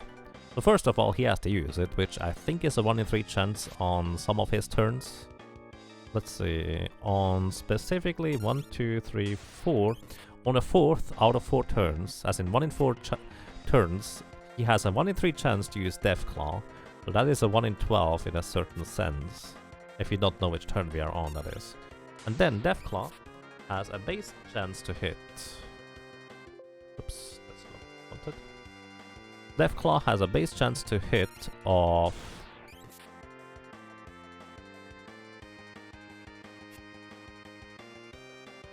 Is it without a space? Yeah, Deathclaw has a base chance to hit of 66%. So 66% is the baseline. Right now, Gilgamesh is level 1, we are level 37. Which means, of those 66%, we subtract the difference between his level and my level, which is 36. Which means he ends up having only a 30% chance baseline to hit Deathclaw on us. And that gets further halved by the shell status, reducing, or, well, nullifying any attempts, well, half the time. So effectively, he only has a 15% chance to hit Deathclaw on one of his 4 turns with a 1 in 3 chance. Whatever that means. So it's actually, even though we were slow, it's really unlikely that he even would hit his Deathclaw. I know most people are probably not interested in those kinds of numbers, but on one hand I don't really have much else to talk about, and on the other hand, some people find it interesting. I would.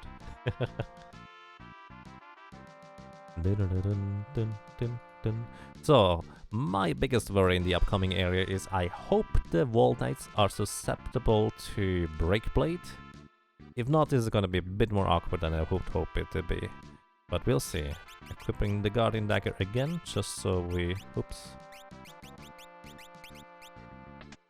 And sit in the back row.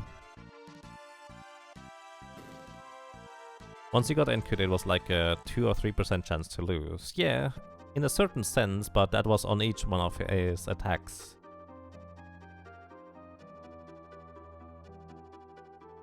Or 2% or 3% chance to lose every 4 turns. I guess it was a 5% chance on his 4th turn specifically to get hit by Deathclaw. Because it's a 1 in 3, or 50%. You do not have your patience for trying so much. Honestly, just trying and trying again, in a lot of cases, is you just play the numbers. Like in poker, you're actually not gonna win most of your poker hands. But you just play out the best to your ability, and eventually you'll win. I don't actually really play poker, so... That's it.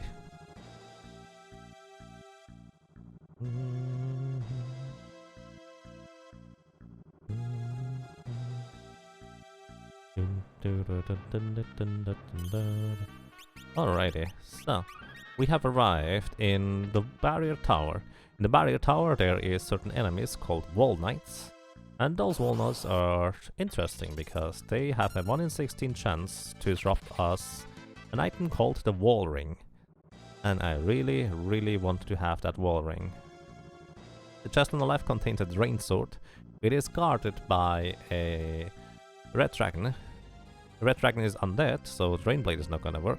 He is weak to ice, so we would deal a ton of damage. But he also deals fire damage, which we are weak to, thanks to the Bone Mail. So it's not the most pleasant thing. Plus we cannot even use the weapon in the first place, since it is a Night Sword.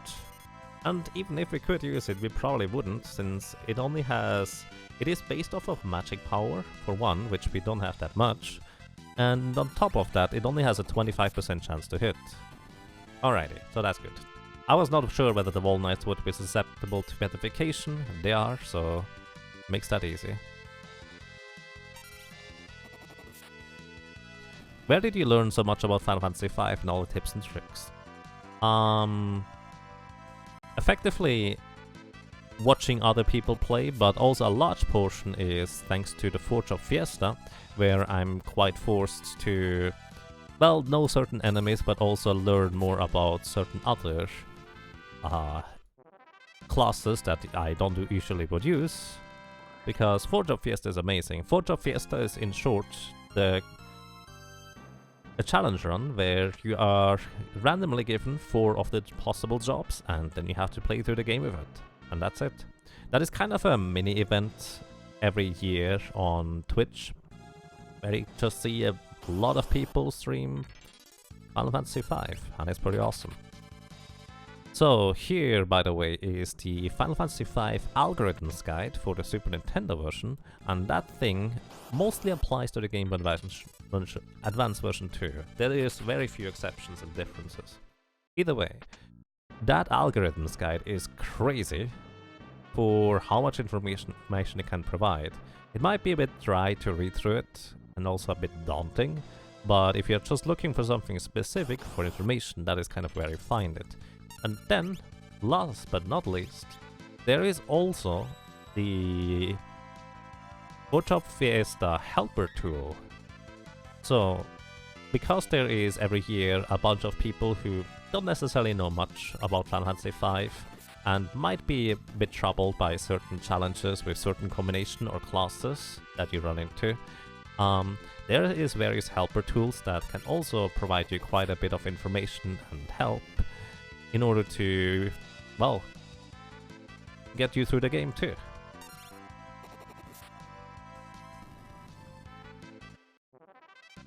Yeah, that's quite a few things. Also, how far am I away from a level? 7,500 HP or experience. People probably will get that while trying to get a wall ring. Oh yeah, that's true what Thalfon says. You don't need to stream for the Photoshop Fiesta. It is mainly a thing that you just send in the screenshots to say, hey, I've beaten the run, and that's it. It's basically on an honor system.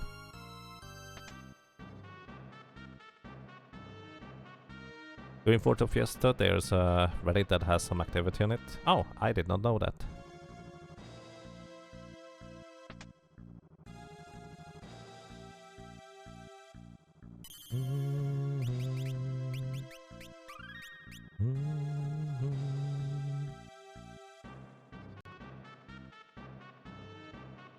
Yeah, thank you for spelling it out. My accent and also mumbling really doesn't help in certain instances. So, by the way, in this chest there's an item that is completely useless to me, but the enemies, as long as it's not the red dragon, we will be able to defeat those guys with the break blade, I think. We'll see, I just saved. And it's the wrong enemy. I wanna go home. Okay. So, there could be 2 yellow dragons in here, which is normally a really dangerous encounter and also really spooky. But because I think I can one-shot them, they will give me like 7,500 experience. But I guess it's not a particularly common encounter.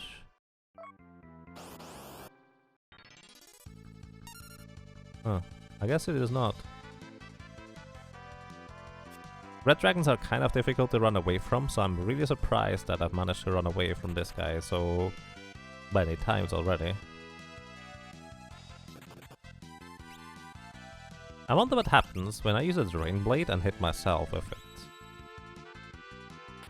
Oh, I guess I'm not gonna learn.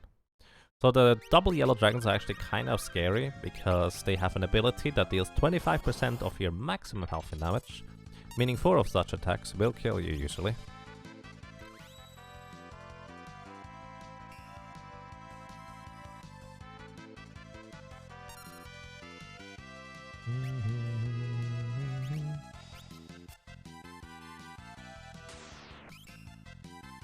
Well, I guess if I don't penetrate my own defense, I'm not gonna figure out what that's gonna do either. Alright, I'm gonna stop trying here, honestly. It's fine. I was just curious whether I could get a double yellow dragon encounter rather quickly. Either way, what I want to do is, first of all, I want to farm a wall ring. Those wall knights have a 1 in 16 chance, it's their rare drop, to drop a wall ring. 1 in 16 kind of sounds low, but really it's not too bad. It will happen sooner rather than later, and I need some more experience anyways, so that's okay.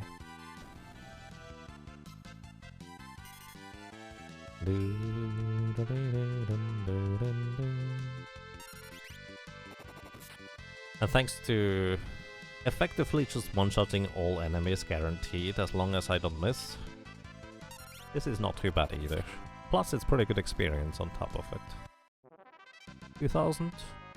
Pretty simple. So the wall ring would automatically have reflect, as in it's an accessory I can equip, and it will effectively give me permanent wall, which reflects spells that, well, can be reflected. Not all spells can be reflected, but a lot of them can. But yeah, the short version, I guess, why do I know so much about this game, is I just played a lot, really. And I'm one of those people, when I play a game a lot, I'm really interested in just learning all kinds of things about it. And I just like relaying that information too. So that helps. Plus, there's always a lot of awesome people in the chat that also know a lot about this game. And when I'm wrong about something, or they might just be able to contribute to some other information, then that also has a pretty good chance of giving me more knowledge too.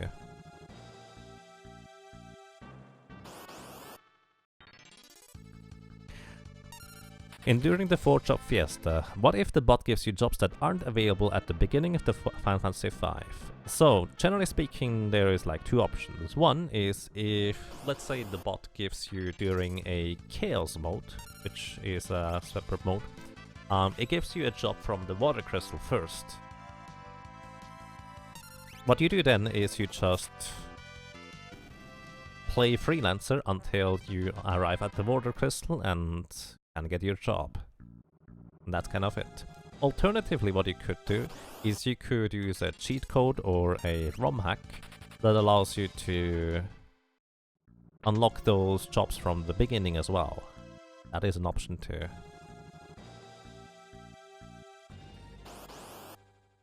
But yeah, there's different various modes that allow you to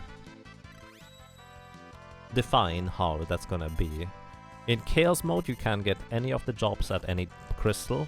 In random mode, you can only get jobs from the crystals that you have unlocked so far, meaning you only get wind jobs from the wind crystal, then you only get wind and water jobs from the water crystal, you only get wind, water and fire jobs from the fire crystal, and then you get wind, water, fire and earth jobs from the earth crystal. And usually classes like Mime and Freelancer as jobs are not included outside of special modes. Special modes like Pure Chaos can include those ones, but that's about it. Alright, we just leveled up to level 38. I have no idea how much more I want to level up, but I know that I want the wall ring and I can't really stop before I get one. But I feel like I need experience anyway, so I might as well just kill everything along the way. But yeah, it's pretty simple.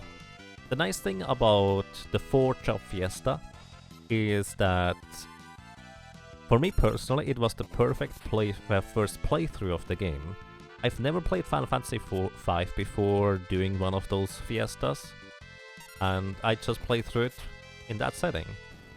For me, I would have had like a choice overload, or whatever you want to call that, where there's too many options, so many different jobs that do so many different things, and you can just mix and match them together in clever ways, and I would have not known really what to do. And thanks to the 4-job fiesta effectively limiting me to a specific set of jobs, that made it significantly nicer for me personally to play through. Hey Pika Scratch, welcome. Yes, Mystic Nighttime indeed. 4-job fiesta is more fun than casual. I agree personally. Because sometimes you get combinations which just don't really work together well, but you manage to beat it as a challenge anyways, and it's pretty awesome. Oh, we already got the wall ring, that was quick. And sometimes you, well, get shops classes that match really well together in ways that you haven't really imagined or experienced before, and suddenly you have more ideas. Okay, so gonna be interesting how this is going to work. What I actually want to do, first of all, is I want to get myself into critical HP. This seems like a good prey to do that in. Neons, when they are alone, they will cast blind. Frequently, anyways. But what I want to do is I want to just put it into sleep, so I can set up for putting myself into critical HP right now.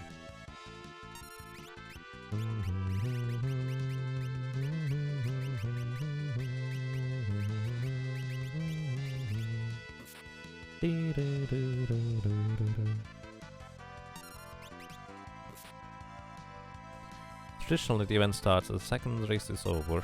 Ah yes, there's always an opening race where you can also watch where people just run the game.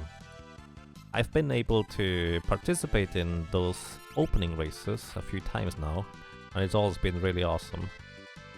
I need to heal myself with a potion. We're on the 22. I think a regular potion is not gonna do the trick. Instead, I'm actually gonna switch to the Guardian Dagger for dealing less damage to myself. Oh. Right.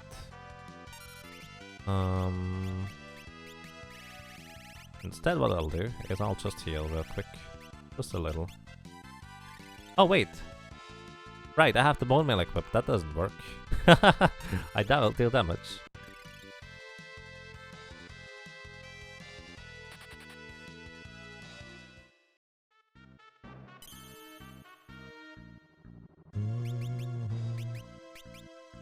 Alrighty, so now we prepare for the Atmos battle. And the Atmos battle is going to be interesting to say the least. We don't need a shield because Atmos does not physically attack. We want to equip our strength armor for having more attack power. We do not need a helmet. Well, we wouldn't need a helmet, but there's not really a reason for me to not equip it. As long as my equipment weight does not go over 8, it's fine. And Elf Cape is okay. Alrighty. So this is kind of my setup right now. So, alrighty. This is going to be interesting in how it works or doesn't work. We'll figure that out. So this upcoming boss is Atmos. And Atmos is a very interesting boss. You could say it's a gimmicky boss, which is very true. He has basically 20,000 health, and the trick about him is as long as at least one of your party members is dead on the floor, he will just draw that party member closer and closer and closer, and not do much else, usually.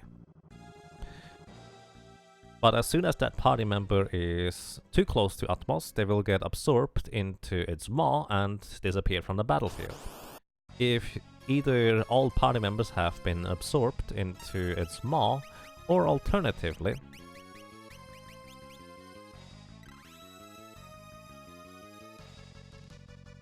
I don't get my magic shell, do I? I guess he's not really targeting me. He kinda was though. Either way, once the party members are absorbed into its maw, it will start using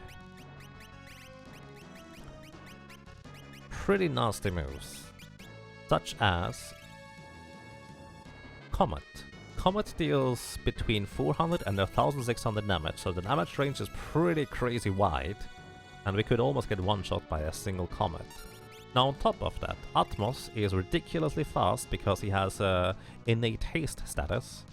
So he goes 2 to 3 times for every 1 turn you get. On top of that, every time he goes, he effectively attacks twice. And in each one of his attack rounds he gets, he has a... Oh, that's rude. He has a 2 in 3 chance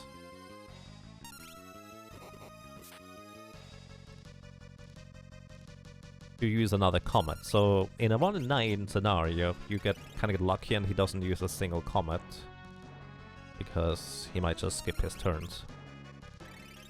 Now the thing is, he has one weakness, and that is getting put to sleep.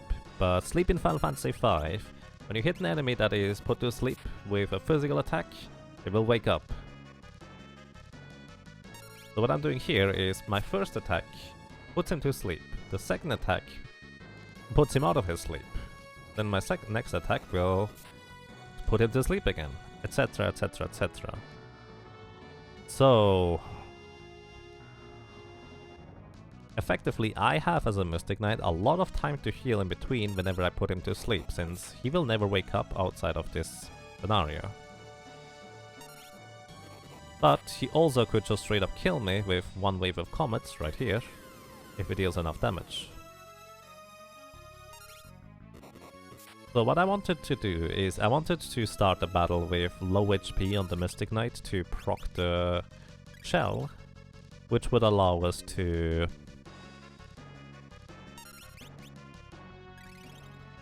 half the damage we take from Comet, so it would only be 200 to 800 damage maximum, which by the way, magic defense still works, so it's usually a bit less than that anyways. But either way, as long as I get lucky enough, I will be able to defeat this guy. Other cactus have significantly more trouble with this guy, so there's that.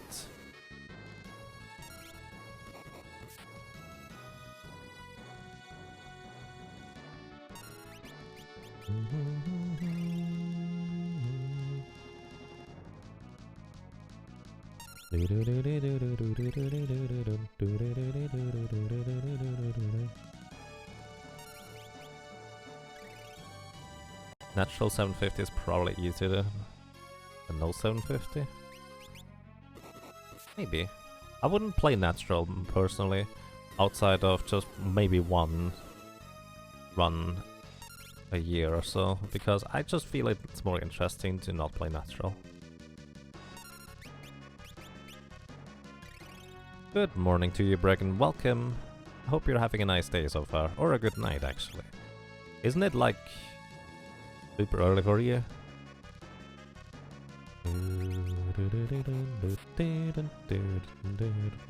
By the way, I did not keep track of how much damage I dealt to him so far, so there's that. We have about 300 HP left. Yeah, this is a relatively simple fight, all things considered. I even wasted a few turns in the beginning, hoping that he would use... that we would proc the shell. He could still kill us in every turn he gets, but... oh well, not much we can do about this now. I kind of hope that he puts us really close to death, so our shell procs, which pretty much guarantees that we will not die in one round.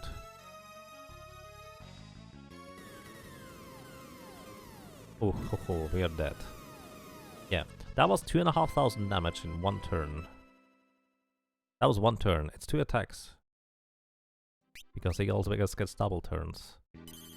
And by the way, the only reason why he only gets 1 attack each time I put him out of the sleep is because he's hasted. And Mystic Knight has just barely enough agility, so he doesn't get 2 turns in the meantime. It's actually pretty close, I think. So that's 1 left to Atmos. Does the shell trigger if you hit yourself with a physical attack? No, apparently not.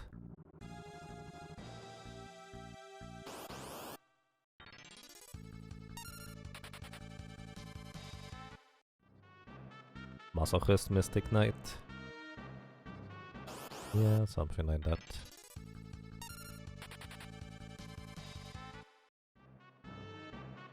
I see. Yeah, that's pretty early. I might actually not be low enough HP. Silly enough.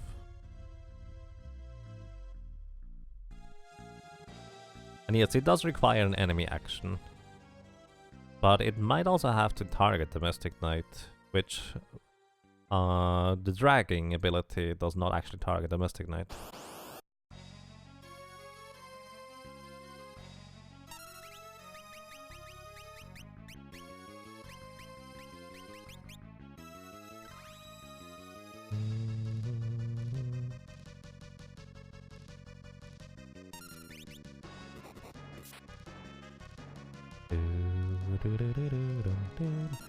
To about 750 damage per attack.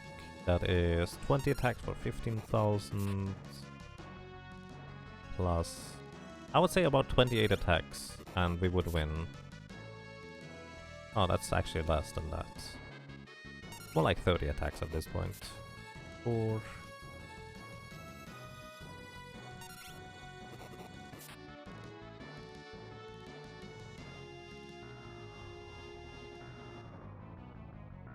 And unfortunately, he does not cooperate.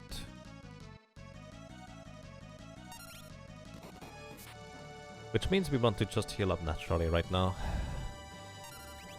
Also, what I'm gonna try is I will try the Slumber Sword. So this is the reason why I bought a Slumber Sword.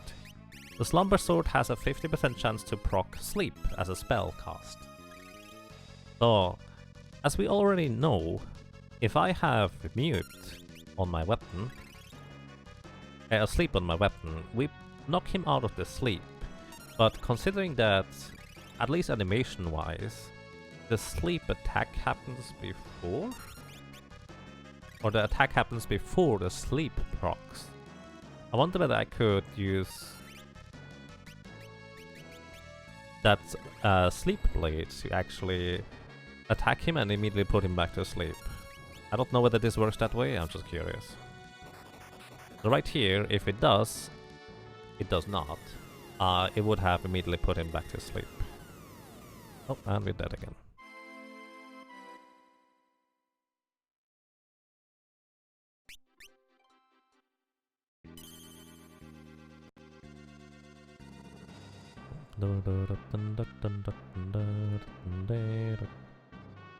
So, while dragging the characters over to him, Atmos has a 1 in 3 chance every few turns to use various abilities like Slow and Demi and such instead, which I kind of hope can proc the barrier.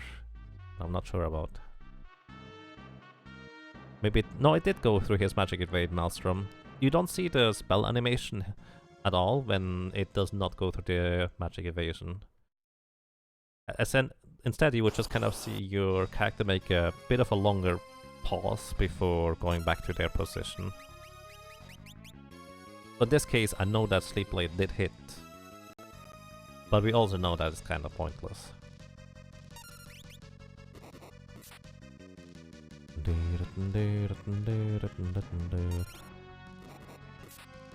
You need a party member in the back row to make him use Wormhole twice.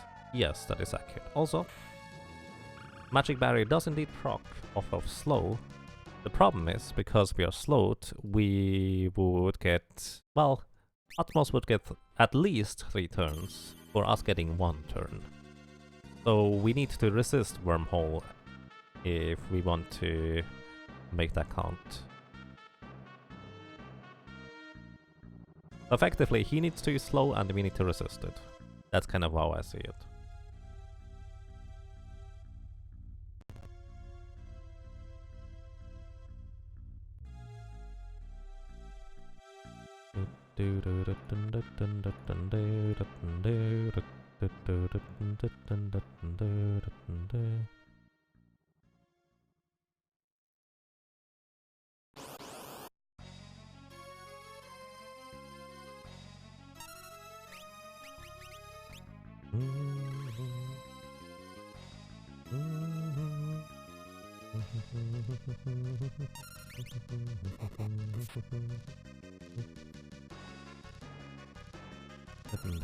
Alternatively, I could just go and grind down some more levels to have more maximum HP. But really, as long as we would have Shell, we would just survive. That would be sufficient. It's just that we don't have a good guaranteed way of proccing Shell.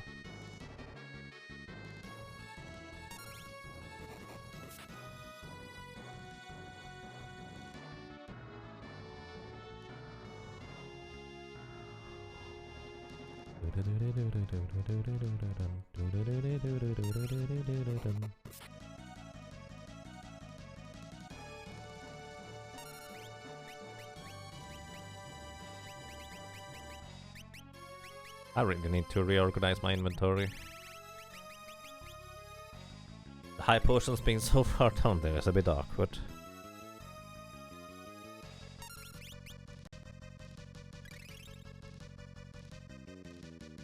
I have no idea how to even pronounce that Q.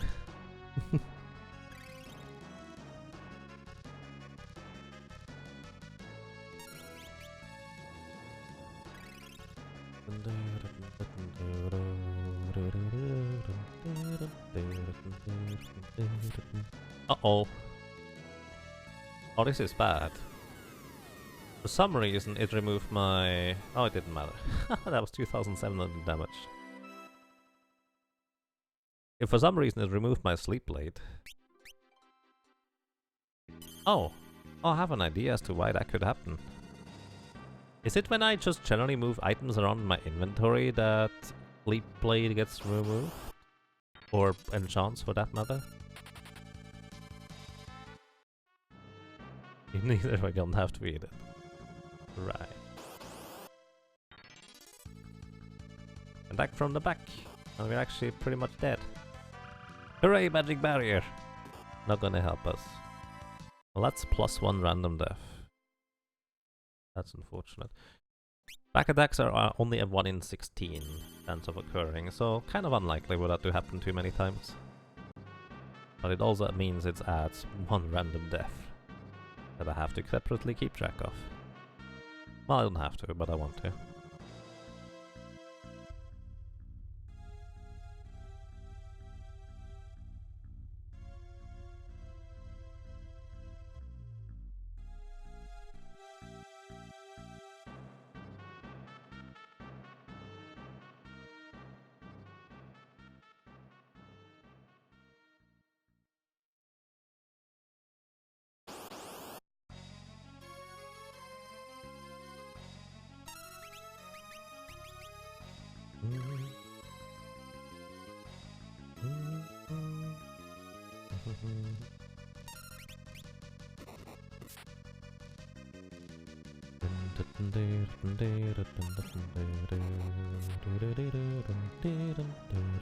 I just realized it would probably be better if I were to use a dancing dagger here.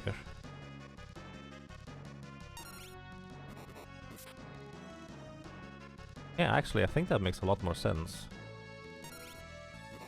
Well, actually, no, it doesn't.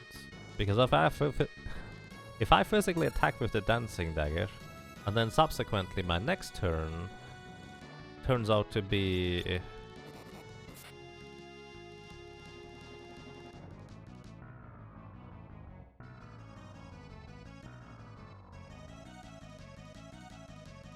Why not hit yourself? Because it needs an enemy action, for all we know. It doesn't proc the barrier unless the enemy takes an action. So, let me show you. It doesn't matter whether it deals damage or not. Any enemy action will potentially trigger it. And yes, Dalphon, I can, but I don't think it's all that necessary. As long as we get Magic Shell, it would be fine.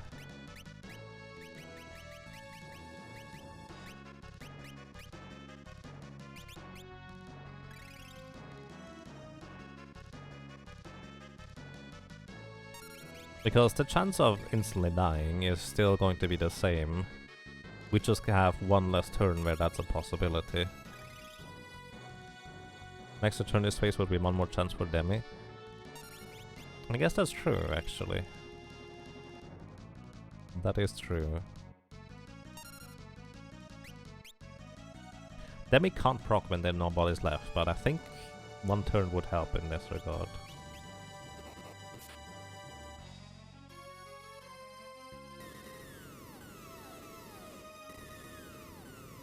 Too much.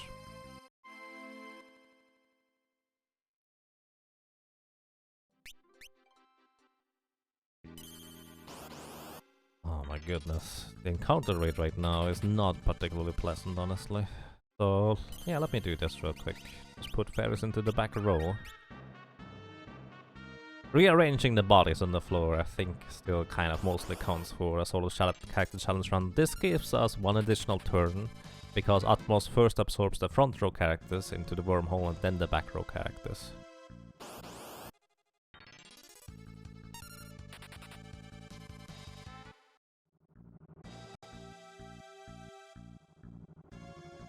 Hoping for the 1 in 3 of not dragging.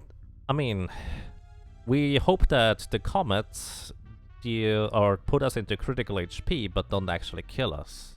That's kind of the thing that I'm hoping for. Because at least we know that this can happen. In theory. It's just... Comet has such a wide range anywhere from 800, actually anywhere from 0 damage to 2800 is possible. So if we want to really make sure that we never die, I would need to level up sufficiently that we have about 2800 maximum health and some change.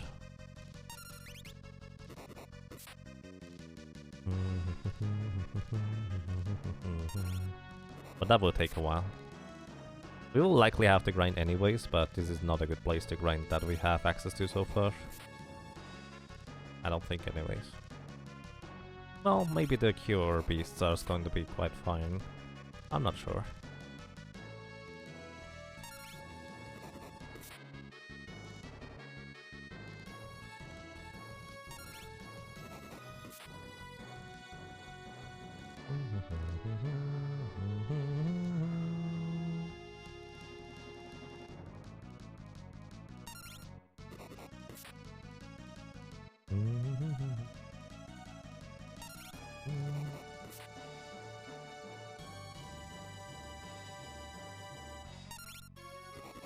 I guess we get 2 extra turns for that matter, which is about 1200 damage each, so about 2400.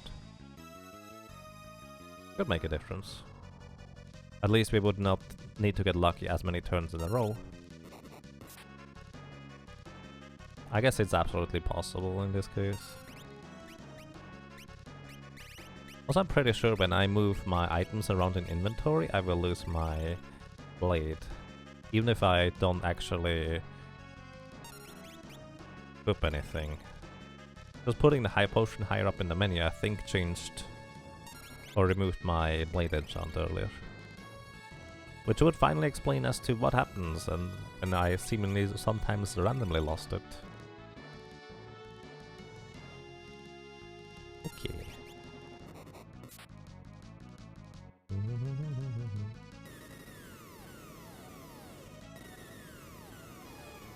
Rip.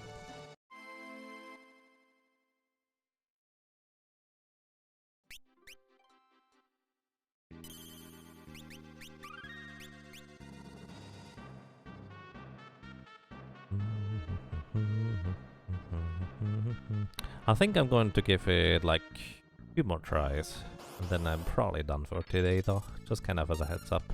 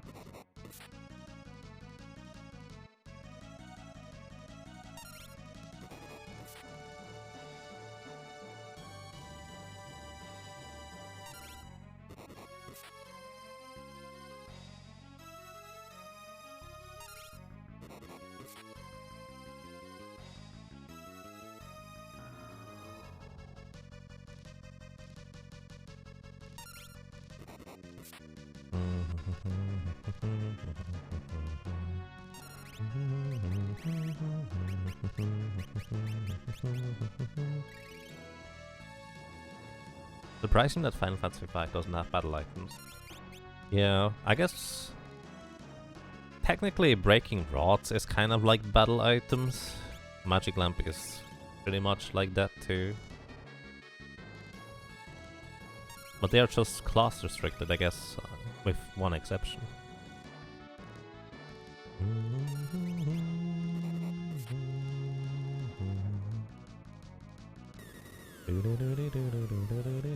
$600. Too much. Not getting particularly lucky with the rolls right now. He doesn't even have to attack twice. He could even skip both turns. He just doesn't. Sort our inventory real quick. This is gonna bother me forever, otherwise. Alrighty, last try here.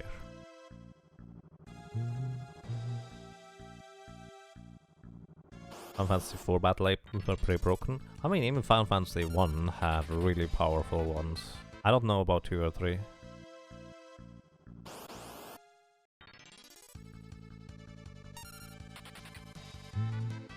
I mean, to be fair, I feel like this game is complex enough without having to use any battle items on top of it.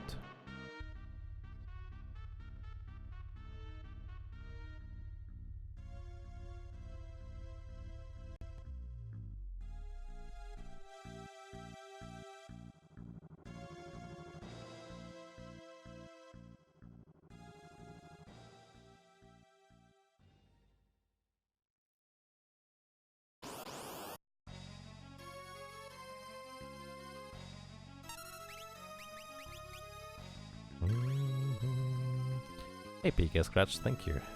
I can lose the luck.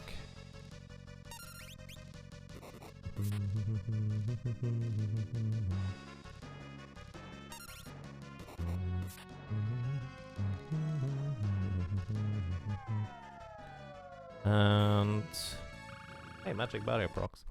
So unfortunately, we just reset when that happens. I want to give it at least one try where I'd like to comment rather than anything else though. So, no slow shenanigans allowed.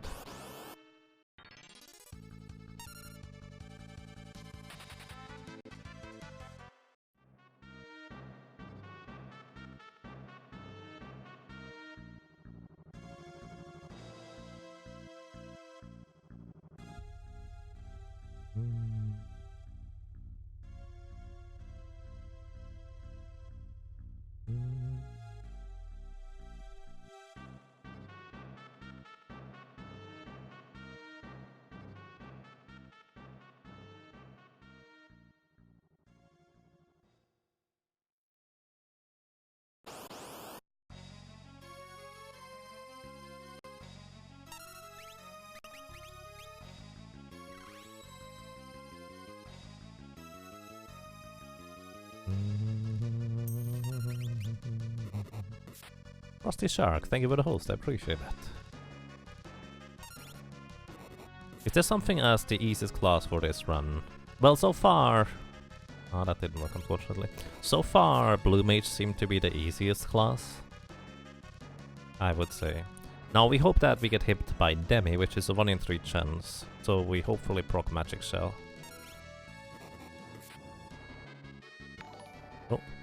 Oh wow. Ghost Kuma's narrating and hosting us. Oh boy. You guys came in just at the end. 55XX. Wow. I have no idea what that means, but welcome everybody. And Ghost Kuma, thank you so much for the raid and the host. I really appreciate that. Good morning, good evening, and good afternoon everybody. I hope you're doing well. We are currently playing through Final Fantasy 5 Solo Character Challenge with just a single little Mystic Knight, which is one of the more powerful classes in the game. And right now we are fighting against Atmos, which can be put to sleep. So the problem is when you physically attack an enemy, you wake them up again. And this guy, whenever he gets a turn, he can throw up to 2 comets at us, which can deal up to 1,600 damage each, which means he can easily kill us in 1 turn. But thankfully now, we have managed to proc the anti-magic shell on the Mystic Knight, which only procs when you get hit by an enemy attack. And you are in critical HP. Which means we will probably win now, so that's nice. Hey Ghost Kuma, welcome, how are you doing? And if I may ask, what were you doing? 55XX was your goal time. Apparently your old stream software was eating up memory and your PC and the game was running a bit slower. I see. East Calcutta. Right, that's what I figured. Yeah, guys, make sure to check out Ghost Kumo. And also his runs at marathons are always nice to watch because I really like the commentary. We need to end the good RNG. We actually just got the good RNG. PK Scratch, thank you. At this point, there's actually no possible way anymore where I can die. Because the most damage he can do is 1600 in one turn. Since I put him to sleep now, and I just have all the time in the world to heal back up. And then I hit him twice again. The first one will wake him up out of his sleep. He will attack us in counter, just because he is that ridiculously fast. For reference, he gets about 2 turns for every 1 turn I get, because he has that much speed. Yeah, we finally got lucky enough that Comet, or we have the anti-magic shell up.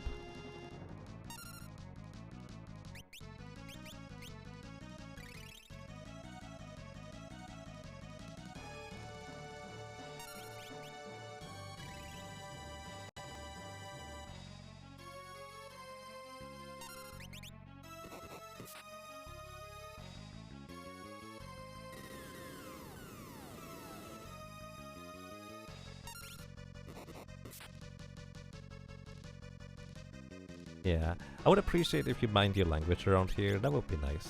Like, if once in a while something slips out that you just didn't know, that's okay, don't worry. But as a rule of thumb, I like to keep it family friendly.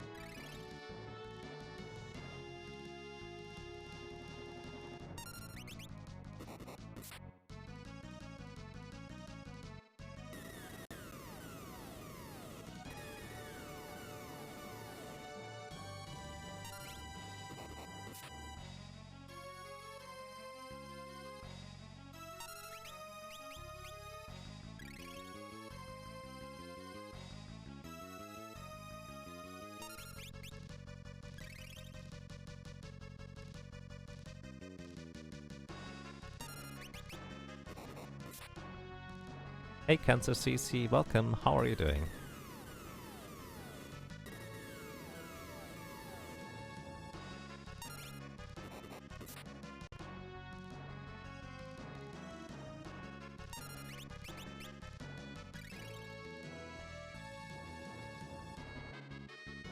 To answer your question, Maelstrom, sorry, I'm slightly distracted.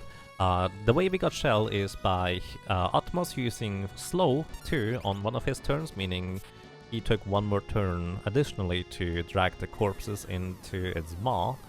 So we had 1 additional turn, and that 1 additional turn meant that he had another 1 in 3 chance to use Demi on us, which he ended up doing. Which, by the way, we had to resist the slow, otherwise this would not have worked out. Either way, we defeated Atmos, and we can continue on with our journey, which, as mentioned before, Ghost Kumo unfortunately just came in at the end of the stream here, but if you like challenge runs and like Final Fantasy V and like maybe explanations of things I do, because I like to commentate everything, make sure to just, well, check in once in a while, because this is kind of what I do for the most part right now with Final Fantasy V. If you don't know the game, don't worry, I usually try to explain it in a way where even people who don't know the game should understand. If you still have questions, always feel free to ask. GG. Yeah, thank you guys. Also, !SSCC if you'd like to see the entire list of things that can or cannot happen in those fights. Let me try to organize my brain real quick. If you'd like to see the other solo character challenges that we did already for Final Fantasy V, and also the statistics, how many deaths on which boss, and how much time it took, what level we were, and difficulties. We already did White Mage and Geomancer, two of the most difficult jobs. I dare to say Geomancer was more brutal than white mage, even if it was faster in the end. Am I going to RPG limit break this year? Yes, that's actually the plan.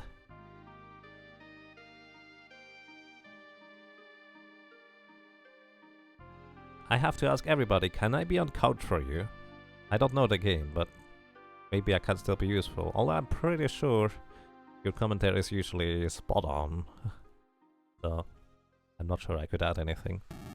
But yeah, for anybody who does not know, I actually derped, and apparently I didn't submit my volunteer registration when I wanted to be a volunteer for stuff, and now I'm basically just back up. So I'm just kind of asking random people whether... Well, I guess not really that random people, but I'm just kind of asking around. Do you need somebody on the couch? I can learn things about the game and say random things.